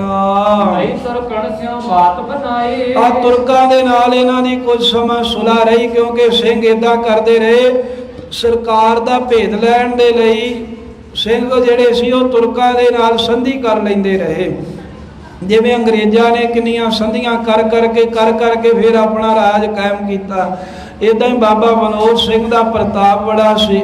ਬਾਬਾ ਕਾਹਨ ਸਿੰਘ ਦਾ ਜਿਹੜਾ ਲਾਹੌਰ ਦਾ ਸੂਬੇਦਾਰ ਸੀ, ਉਹਨੇ ਬਾਬਾ ਕਾਹਨ ਸਿੰਘ ਜੀ ਦੇ ਕੋਲ ਬੇਨਤੀ ਕੀਤੀ, ਬਾਬਾ ਜੀ ਤੁਸੀਂ ਸਾਡੇ ਕੋਲੋਂ ਲਾਹੌਰ ਰਿਹਾ ਕਰੋ, ਸਾਡੇ ਕੋਲ ਆ ਕੇ ਅਸੀਂ ਤੁਹਾਡੀ ਸੇਵਾ ਕਰਿਆ ਕਰੀਏ। ਕਹਿਣ ਲੱਗੇ ਵੀ 500 ਦਮੜਾ ਖਾਲਸੇ ਨੂੰ ਨਿੱਤ ਹਾਜ਼ਰ ਕਰਿਆ ਕਰ, ਮੱਥਾ ਟੇਕਿਆ ਕਰ ਰਸਤ ਬਸਤ ਵਾਸਤੇ। ਉਹ ਕਹਿੰਦਾ ਜੀ ਜਿੱਦਾਂ ਤੁਸੀਂ ਕਹੋ ਉਦਾਂ ਹੀ ਕਰਾਂਗੇ। ਇਵੇਂ ਬਾਬਾ ਕਾਹਨ ਸਿੰਘ ਜੀ ਕੁਝ ਸਮਾਂ ਲਾਹੌਰ ਵੀ ਰਹੇ। ਫਿਰ ਆਪਣੇ ਨਾਲ 500 ਤਿਆਰ ਵਰ ਤਿਆਰ ਚੜ੍ਹਦੀ ਕਲਾ ਦੇ ਸਿੰਘ ਰੱਖਦੇ ਨੇ। ਮਹਾਰਾਜ ਗੁਰੂ ਅੰਗਦ ਸਾਹਿਬ ਜੀ ਦੀ ਬੰਸ ਦਾ ਸਾਹਿਬਜ਼ਾਦਾ ਬਾਬਾ ਕਾਹਨ ਸਿੰਘ ਕਹਿੰਦੇ ਨੀਲੇ ਰੰਗ ਦਾ ਬਾਣਾ ਪਹਿਨ ਕੇ ਰੱਖਦਾ ਹੈ, ਨੀਲੇ ਰੰਗ ਦਾ ਦਮਾਲਾ ਸਜਾ ਕੇ ਰੱਖਦਾ ਹੈ, ਉੱਤੇ ਕਹਿੰਦੇ ਚੰਦ ਤੋੜੇ ਲਾ ਕੇ ਚੱਕਰ ਤੇ ਹੋਰ ਦਮਾਲੇ ਦੇ ਵਿੱਚ ਸ਼ਸਤਰ ਸਜਾ ਕੇ ਰੱਖਦੇ ਹਨ। ਜਿਹੜੀ ਭੁਜੰਗੀਆਂ ਦੀ ਰਹਿਤ ਹੁੰਦੀ ਹੈ ਨਾ, ਜਿਹੜੀ ਨਿਹੰਗਾਂ ਸਿੰਘਾਂ ਦੀ ਮਰਿਆਦਾ, ਕਹਿੰਦੇ ਬਾਬਾ ਕਾਹਨ ਸਿੰਘ ਉਸੇ ਤਰ੍ਹਾਂ ਤਿਆਰ ਬਰ ਤਿਆਰ ਰਹਿੰਦੇ ਨੇ, ਸ਼ਸਤਰ ਧਾਰੀ ਹੋ ਕੇ ਕਮਰ ਕੱਸਾ ਕਰਕੇ ਹਮੇਸ਼ਾ ਐਨ ਤਿਆਰ ਬਰ ਤਿਆਰ ਨੇ। ਗੁਰਬਾਣੀ ਪੜ੍ਹਦੇ ਆ ਬੜੀ ਉੱਚੀ ਸੁਰ ਦੇ ਨਾਲ ਤੇ ਉੱਚੀ ਉੱਚੀ ਅਰਦਾਸੇ ਕਰਦੇ ਨੇ ਖਾਲਸੇ ਪੰਥ ਦੀ ਚੜ੍ਹਦੀ ਕਲਾ ਵਾਸਤੇ। ਤੇ ਕਹਿੰਦੇ ਲੜਾਈ ਕਰਨ ਤੋਂ ਨਹੀਂ ਸੀ ਡਰਦੇ, ਭਾਵੇਂ ਵੀ ਉੱਥੇ ਲਾਹੌਰ ਰਹਿੰਦੇ ਆ ਤੇ ਜਿਹੜਾ ਲਾਹੌਰ ਦਾ ਸੂਬੇਦਾਰ ਹੈ ਉਹਨੇ ਆਪਣੇ ਨਾਲ ਸੰਧੀ ਵੀ ਕੀਤੀ ਹੈ, ਪਰ ਜੇ ਕੋਈ ਤੁਰਕ ਅੜੀ ਫੜੀ ਕਰਦਾ ਤੇ ਬਾਬਾ ਕਾਹਨ ਸਿੰਘ ਉਹਦਾ ਲਿਹਾਜ਼ ਨਹੀਂ ਕਰਦੇ, ਉੱਥੇ ਸੋਧਾ ਲਾ ਦਿੰਦੇ ਫੜ ਕੇ। ਜਿਵੇਂ ਮੁਸਲਮਾਨਾਂ ਦਾ ਰਾਜ ਹੈ ਤੇ ਕਾਜੀ ਬਾਂਗਾ ਦਿੰਦੇ ਨੇ ਜਾਂ ਗਾਵਾਂ ਵੱਢ ਕੇ ਕਹਿੰਦੇ ਵੀ ਇਹ ਮੁਸਲਮਾਨ ਖਾਂਦੇ ਨੇ, ਪਰ ਜਿੱਥੇ ਬਾਬਾ ਬਨੋਦ ਬਾਬਾ ਕਾਹਨ ਸਿੰਘ ਦਾ ਪੜਾਅ ਲੱਗਾ ਹੈ ਨਾ, ਜਿੱਥੇ ਬਾਬਾ ਕਾਹਨ ਸਿੰਘ ਦਾ ਕਹਿੰਦੇ ਦਲ ਉਤਰਿਆ ਹੋਵੇ ਤੇ ਕੋਈ ਕਾਜੀ ਆ ਕੇ ਨੇੜੇ ਬਾਂਗ ਨਹੀਂ ਸੀ ਦਿੰਦਾ ਹੁੰਦਾ, ਡਰਦਾ ਵੀ ਬਾਬਾ ਕਾਹਨ ਸਿੰਘ ਨੇ ਛੱਡਣਾ ਨਹੀਂ ਮੈਨੂੰ, ਤੇ ਕੋਈ ਕਸਾਈ ਡੇਰੇ ਦੇ ਨੇੜੇ ਵੀ ਨਹੀਂ ਸੀ ਆਉਂਦਾ। ਗਾਂ ਵੱਢਣੀ ਤੇ ਬੜੀ ਦੂਰ ਦੀ ਗੱਲ ਹੈ, ਵੀ ਜੇ ਮੈਂ ਬਾਬਾ ਕਾਹਨ ਸਿੰਘ ਦੇ ਡੇਰੇ ਦੇ ਲਾਗਿਓਂ ਚਲਾ ਗਿਆ ਤੇ ਕਿਸੇ ਨੇ ਕਹਿਤਾ ਵੀ ਆ ਗਾਈਆਂ ਮਾਰਦਾ ਕਸਾਈ ਆ, ਕਹਿੰਦੇ ਮੈਨੂੰ ਉੱਥੇ ਵੱਢ ਦੇਣਾ ਏ। ਤੁਰਕਣ ਦੇ ਡੇਰੋ ਰਖਾਵੇ ਤੇ ਭਾਵੇਂ ਰਹਿੰਦੇ ਲਾਹੌਰ ਆ ਤੇ ਤੁਰਕਾਂ ਤੋਂ ਡੇਰਾ ਆਪਣਾ ਦੂਰ ਰੱਖਦੇ, ਉਹਨਾਂ ਦੀ ਮਾਰ ਥੱਲੇ ਨਹੀਂ ਆਉਂਦੇ। ਜਿੰਨਾ ਮਰਜੀ ਉਹ ਰਸਤਾਂ ਬਸਤਾਂ ਦਿੰਦੇ ਆ, ਜਿੰਨਾ ਮਰਜੀ ਕਹਿੰਦੇ ਵੀ ਉਹ ਮੱਥੇ ਟੇਕਦੇ ਆ, ਪਰ ਜਿੱਥੇ ਤੁਰਕਾਂ ਦੀ ਫੌਜ ਉਤਰੀ ਹੋਵੇ, ਬਾਬਾ ਕਾਹਨ ਸਿੰਘ ਆਪਣਾ ਜਥਾ ਲੈ ਕੇ ਉਹਨਾਂ ਤੋਂ ਦੂਰੀ ਡੇਰਾ ਕਰਦੇ ਹਨ। ਅੰਮ੍ਰਿਤਸਰ ਥੋ ਕਰ ਲਿਓ। ਇਸ ਤਰ੍ਹਾਂ ਕੁਝ ਸਮਾਂ ਬਾਬਾ ਕਾਹਨ ਸਿੰਘ ਜੀ ਨੇ ਲਾਹੌਰ ਦੇ ਸਮਾਂ ਲੰਘਾਇਆ। ਫਿਰ ਜਿੱਥੇ ਤਤ ਖਾਲਸਾ ਅੰਮ੍ਰਿਤਸਰ ਸਾਹਿਬ ਰਹਿੰਦਾ ਸੀ, ਬਾਬਾ ਕਾਹਨ ਸਿੰਘ ਜੀ ਉਹਨਾਂ ਦੇ ਨਾਲ ਆ ਕੇ ਮਿਲੇ ਤੇ ਅੰਮ੍ਰਿਤਸਰ ਸਾਹਿਬ ਦੇ ਵਿੱਚ ਹੀ ਆਪਣਾ ਪੱਕਾ ਪੜਾਅ ਕਰ ਲਿਆ। ਮੇਲਾ ਲਾਵਣ ਵੀ ਲਿਖ ਲਿਓ। ਤੇ ਜਿਹੜਾ ਬਾਬਾ ਕਾਹਨ ਸਿੰਘ ਜੀ ਨੇ ਇੱਕ ਕੰਮ ਕੀਤਾ ਵੀ ਲਾਹੌਰ ਦੇ ਵਿੱਚ ਕੁਝ ਸਮਾਂ ਰਹੇ ਤੇ ਲਾਹੌਰ ਦੇ ਸੂਬੇਦਾਰ ਨਾਲ ਗੱਲ ਕੀਤੀ ਵੀ ਗੱਲ ਏਦਾਂ ਹੈ ਸੱਜਣਾ, ਅਸੀਂ ਤੇਰੇ ਨਾਲ ਵੇਖ ਲਾ ਜਿਹੜਾ ਕੋਈ ਬਾਹਰੋਂ ਚੜ੍ਹ ਕੇ ਆਇਆ ਹੈ ਤੇ ਜੰਗ ਕਰਕੇ ਤੇਰੀ ਮਦਦ ਕਰਕੇ ਉਹਨੂੰ ਭਜਾਇਆ ਹੈ। ਹੁਣ ਅਸੀਂ ਸ੍ਰੀ ਅੰਮ੍ਰਿਤਸਰ ਸਾਹਿਬ ਮੇਲਾ ਲਾਉਣਾ ਹੈ, ਬੜਾ ਸਮਾਂ ਹੋ ਗਿਆ ਵੀ ਅੰਮ੍ਰਿਤਸਰ ਸਾਹਿਬ ਦੇ ਵਿੱਚ ਜੋੜ ਮੇਲਾ ਨਹੀਂ ਕੋਈ ਹੋ ਸਕਿਆ, ਤੇ ਤੂੰ ਸਾਨੂੰ ਮੇਲਾ ਲਾਉਣ ਦੇ ਵਾਸਤੇ ਸਹਿਮਤੀ ਦੇ ਵੀ ਜਿਹੜੀਆਂ ਸਿੱਖ ਸੰਗਤਾਂ ਆਉਣ ਉਹਨਾਂ ਦੇ ਉੱਤੇ ਕਿਸੇ ਤਰ੍ਹਾਂ ਦੀ ਕੋਈ ਸਖਤੀ ਨਾ ਕੀਤੀ ਜਾਵੇ। ਅੱਗੇ ਆਵੇ ਜੋ ਚੜ੍ਹਦੀ ਮਾਹੇ। ਤੇ ਏਦਾਂ ਕਰਾਂਗੇ ਵੀ ਜਿਹੜਾ ਗੁਰੂ ਰਾਮਦਾਸ ਸਾਹਿਬ ਦੇ ਦਰਬਾਰ ਦੇ ਵਿੱਚ ਮਾਇਆ ਆਵੇਗੀ, ਜਿੰਨਾ ਚੜਾਵਾ ਆਵੇਗਾ, ਖਾਲਸੇ ਮੁਜਰੇ ਤਾਹੇ। ਖਾਲਸੇ ਨੇ ਇਹ ਉਹਨਾਂ ਨੂੰ ਕਹਿਤਾ ਵੀ ਤੁਸੀਂ ਸਾਡੀ ਜਿਹੜੀ ਸੰਗਤ ਆਉਣੀ ਆ ਨਾ ਦੂਰ ਦੂਰੋਂ ਮਹਾਰਾਜ ਦੀ ਰਾਹ ਦੇ ਵਿੱਚ 100 200 ਮੀਲ ਤੋਂ, ਤੇ ਰਾਹ ਦੇ ਵਿੱਚ ਉਹਨਾਂ ਨੂੰ ਕੋਈ ਤੰਗ ਨਾ ਕਰੇ, ਉਹਨਾਂ ਦੀ ਰੱਖਿਆ ਕਰਨੀ ਹੈ, ਜਿਸ ਕਰਕੇ ਤੁਹਾਨੂੰ ਅਸੀਂ ਜਿੰਨੇ ਟਕੇ ਕਹੋਗੇ ਉਹ ਦੇ ਦੇਵਾਂਗੇ। ਸਮੋ ਮੇਲੇ ਕੋ ਪਹੁੰਚੋ ਆਏ। ਇਸ ਤਰ੍ਹਾਂ ਬਾਬਾ ਕਾਹਨ ਸਿੰਘ ਜੀ ਨੇ ਇਹਨਾਂ ਵਿੱਚ ਪੈ ਕੇ ਤੇ ਅੰਮ੍ਰਿਤਸਰ ਸਾਹਿਬ ਦੇ ਵਿੱਚ ਖਾਲਸੇ ਦਾ ਇਕੱਤਰਤਾ ਦੇ ਵਾਸਤੇ, ਸੰਗਤ ਦੇ ਜੋੜ ਮੇਲੇ ਵਾਸਤੇ ਸਰਕਾਰ ਦੇ ਕੋਲੋਂ ਪਰਮਿਸ਼ਨ ਲੈ ਲਈ। ਤੇ ਜਦੋਂ ਮੇਲੇ ਦਾ ਸਮੇਂ ਆ ਗਿਆ, ਕਾਹਨ ਸਿੰਘ ਲਿਖਿਓ ਸੰਗਤ ਤਾਈ। ਬਾਬਾ ਕਾਹਨ ਸਿੰਘ ਜੀ ਨੇ ਸੰਗਤਾਂ ਦੇ ਤਾਈਂ ਦੂਰ ਦੂਰ ਚਿੱਠੀਆਂ ਲਿਖ ਕੇ ਭੇਜੀਆਂ। ਤੁਰਕਣ ਸੋਂ ਕਰ ਲਈ ਗੱਲ। ਇਹ ਕਿਹਾ ਸੰਗਤ ਜੀ ਜਿਹੜੇ ਤੁਰਕ ਨੇ ਅਸੀਂ ਇਹਨਾਂ ਦੇ ਨਾਲ ਰਹਿ ਮਸ਼ਵਰਾ ਕਰ ਲਿਆ ਹੈ, ਬੇਸ਼ੱਕ ਆਓ ਸ਼੍ਰੀ ਅੰਮ੍ਰਿਤਸਰ ਚੱਲ। ਤੇ ਸ੍ਰੀ ਅੰਮ੍ਰਿਤਸਰ ਸਾਹਿਬ ਆਪਾਂ 10 ਦਿਨਾਂ ਦਾ ਜੋੜ ਮੇਲਾ ਲਾਉਣਾ ਹੈ ਇੱਥੇ, ਤੇ ਤੁਸੀਂ ਬਿਨਾਂ ਕਿਸੇ ਸ਼ੱਕ ਤੋਂ, ਬਿਨਾਂ ਕਿਸੇ ਡਰ ਤੋਂ ਆਪੋ ਆਪਣੇ ਸ਼ਹਿਰਾਂ ਇਲਾਕਿਆਂ ਨਗਰਾਂ ਦੇ ਵਿੱਚੋਂ ਚੱਲ ਕੇ ਤੇ ਸ੍ਰੀ ਅੰਮ੍ਰਿਤਸਰ ਸਾਹਿਬ ਆਣ ਪਹੁੰਚੋ। ਲਾਹੌਰ ਪਿਸ਼ੌਰ ਦਿੱਲੀ ਤਾਈਂ। ਏਦਾਂ ਲਾਹੌਰ ਦੇ ਵਿੱਚ, ਪਿਸ਼ੌਰ ਦੇ ਵਿੱਚ ਤੇ ਉਧਰ ਚੜ੍ਹਦੇ ਵੱਲ ਦਿੱਲੀ ਤੀਕਰ ਸੰਗਤ ਚ ਤਰਫੋਂ ਢਾਈ। 4 ਸਵੇਰੇ ਕਹਿੰਦੇ ਸੰਗਤਾਂ ਤੇ ਢਾਹ ਕੇ ਅੰਮ੍ਰਿਤਸਰ ਸਾਹਿਬ ਨੂੰ ਆ ਗਈਆਂ। ਜਦੋਂ ਬਾਬਾ ਕਾਹਨ ਸਿੰਘ ਜੀ ਨੇ ਲੈ ਕੇ ਭੇਜਿਆ ਵੀ ਅਸੀਂ ਲਾਹੌਰ ਵਾਲਿਆਂ ਦੇ ਨਾਲ, ਸਰਕਾਰ ਦੇ ਨਾਲ ਗੱਲ ਕਰ ਲਈ ਹੈ ਵੀ ਤੁਹਾਨੂੰ ਕੋਈ ਰਾਹ ਦੇ ਵਿੱਚ ਤੰਗ ਨਹੀਂ ਕਰੇਗਾ ਤੇ ਅੰਮ੍ਰਿਤਸਰ ਸਾਹਿਬ 10 ਦਿਨ ਜੋੜ ਮੇਲਾ ਰਹੇਗਾ, ਤੇ ਤੁਸੀਂ ਸੰਗਤ ਜੀ ਆ ਕੇ ਮਹਾਰਾਜ ਦੇ ਦਰਬਾਰ ਦੇ ਦਰਸ਼ਨ ਕਰੋ, ਹਰਿਮੰਦਰ ਸਾਹਿਬ ਜੀ ਦੇ, ਮਹਾਰਾਜ ਦੇ ਸਰੋਵਰਾਂ ਦੇ ਇਸ਼ਨਾਨ ਕਰੋ। ਇਹ ਸੁਨੇਹਾ ਸੁਣਦਿਆਂ ਸਾਰ ਸੰਗਤਾਂ ਵੀਰਾਂ ਘੱਟ ਕੇ ਅੰਮ੍ਰਿਤਸਰ ਸਾਹਿਬ ਆ ਗਈਆਂ, ਕਿਉਂਕਿ ਉਹਨਾਂ ਸਮਿਆਂ ਦੇ ਵਿੱਚ ਹੀ ਤੇ ਸੰਗਤ ਨੇ ਇਹ ਅਰਦਾਸ ਸ਼ੁਰੂ ਕੀਤੀ ਸੀ ਵੀ हे महाराज सच्चे पातशाह श्री अमृतसर जी के दर्शन इशनान, भी अमृतसर जी का इशनान ते दर्शन सानू प्राप्त होवे। उदों तो अरदासां शुरू होईयां सी, क्योंकि बड़ा औखा समा सी, ਸਰੋਵਰ ਵਿੱਚ ਇਸ਼ਨਾਨ ਨਹੀਂ ਸੀ ਕਰਨ ਦਿੰਦੇ, ਹਰਮੰਦਰ ਸਾਹਿਬ ਮੱਥਾ ਨਹੀਂ ਸੀ ਟੇਕਣ ਦਿੰਦੇ, ਉੱਥੋਂ ਤਾਈਂ ਪਹੁੰਚਿਆ ਨਹੀਂ ਸੀ ਜਾਂਦਾ। ਤੇ ਜਦੋਂ ਬਾਬਾ ਕਾਹਨ ਸਿੰਘ ਜੀ ਨੇ ਸੁਨੇਹੇ ਭੇਜੇ ਵੀ ਸੰਗਤ ਜੀ ਤੁਹਾਨੂੰ ਡਰਨ ਦੀ ਲੋੜ ਨਹੀਂ, ਅਸੀਂ ਸਰਕਾਰ ਦੇ ਨਾਲ ਇਹ ਗੱਲਬਾਤ ਕਰਕੇ ਤੇ ਮੇਲਾ ਲਾਉਣ ਦੇ ਲਈ 10 ਦਿਨ ਦਾ ਸਮਾਂ ਲੈ ਲਿਆ ਹੈ। ਸੰਗਤ ਇੱਥੇ ਜੁੜੀ ਹੈ। ਬੰਦਈ ਸਿੰਘ ਜਿਹੜੇ ਸੀ ਉਹ ਵੇਰ ਕੇ ਖਾਲਸੇ ਨਾਲ, ਇਹਨਾਂ ਨੇ ਆਖਿਆ ਵੀ ਸਾਨੂੰ ਇੱਥੋਂ ਹਿੱਸਾ ਦਿਓ, ਤੇ ਸਿੰਘਾਂ ਨੇ ਇਨਕਾਰ ਕਰ ਦਿੱਤਾ ਵੀ ਹਿੱਸਾ ਕਾਹਦਾ, ਇਹ ਤਾਂ ਸਾਰਾ ਪੰਥ ਦਾ, ਇਹ ਤੇ ਪੰਥ ਵਾਸਤੇ ਆ, ਵੀ ਇਹ ਕਿਸੇ ਦੀ ਨਿੱਜੀ ਜ਼ਗੀਰ ਥੋੜਾ ਵੀ ਅਸੀਂ ਵੰਡੀਆਂ ਪਾਉਂਦੇ ਫਿਰੀਏ, ਇਹ ਸੰਗਤ ਦਾ ਮਾਮਲਾ, ਇਹ ਪੰਥ ਦਾ ਤੇ ਪੰਥ ਦੇ ਸੰਗਤ ਦੇ ਲੱਗੇਗਾ। ਪਰ ਇਹਨਾਂ ਨਾਲ ਸਹਿਮਤੀ ਨਾ ਹੋਈ। ਜਿਵੇਂ ਫਿਰ ਇੱਥੇ ਝਗੜਾ ਵੀ ਹੋਇਆ, ਜਿਵੇਂ ਫਿਰ ਮਹਾਰਾਜ ਸਾਹਿਬ ਅੱਗੇ ਅਰਦਾਸ ਕਰਕੇ ਤੇ ਸਰੋਵਰ ਦੇ ਵਿੱਚ ਚਿੱਠੀਆਂ ਪਾਈਆਂ ਗਈਆਂ ਵੀ ਜਿਹਦੇ ਨਾਂ ਦੀ ਚਿੱਠੀ ਤਰ ਜਾਵੇਗੀ ਅੰਮ੍ਰਿਤਸਰ ਦੀ ਸੇਵਾ ਦਾ ਪ੍ਰਬੰਧ ਉਹਦਾ। ਤਦ ਖਾਲਸੇ ਤੇ ਬੰਦਈ ਖਾਲਸੇ ਦੇ ਨਾਂ ਦੀਆਂ 2 ਚਿੱਠੀਆਂ ਪਾਈਆਂ।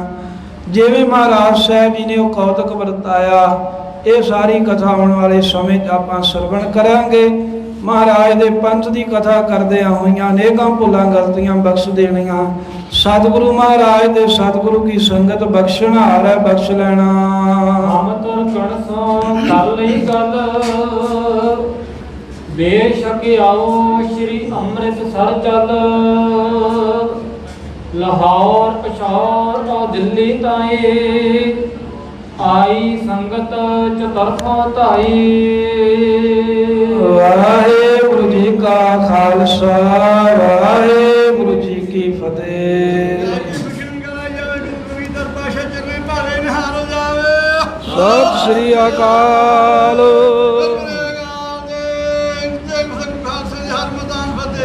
ਵਾਹਿਗੁਰੂ ਜੀ ਕਾ ਖਾਲਸਾ, ਵਾਹਿਗੁਰੂ ਜੀ ਕੀ ਫਤਿਹ।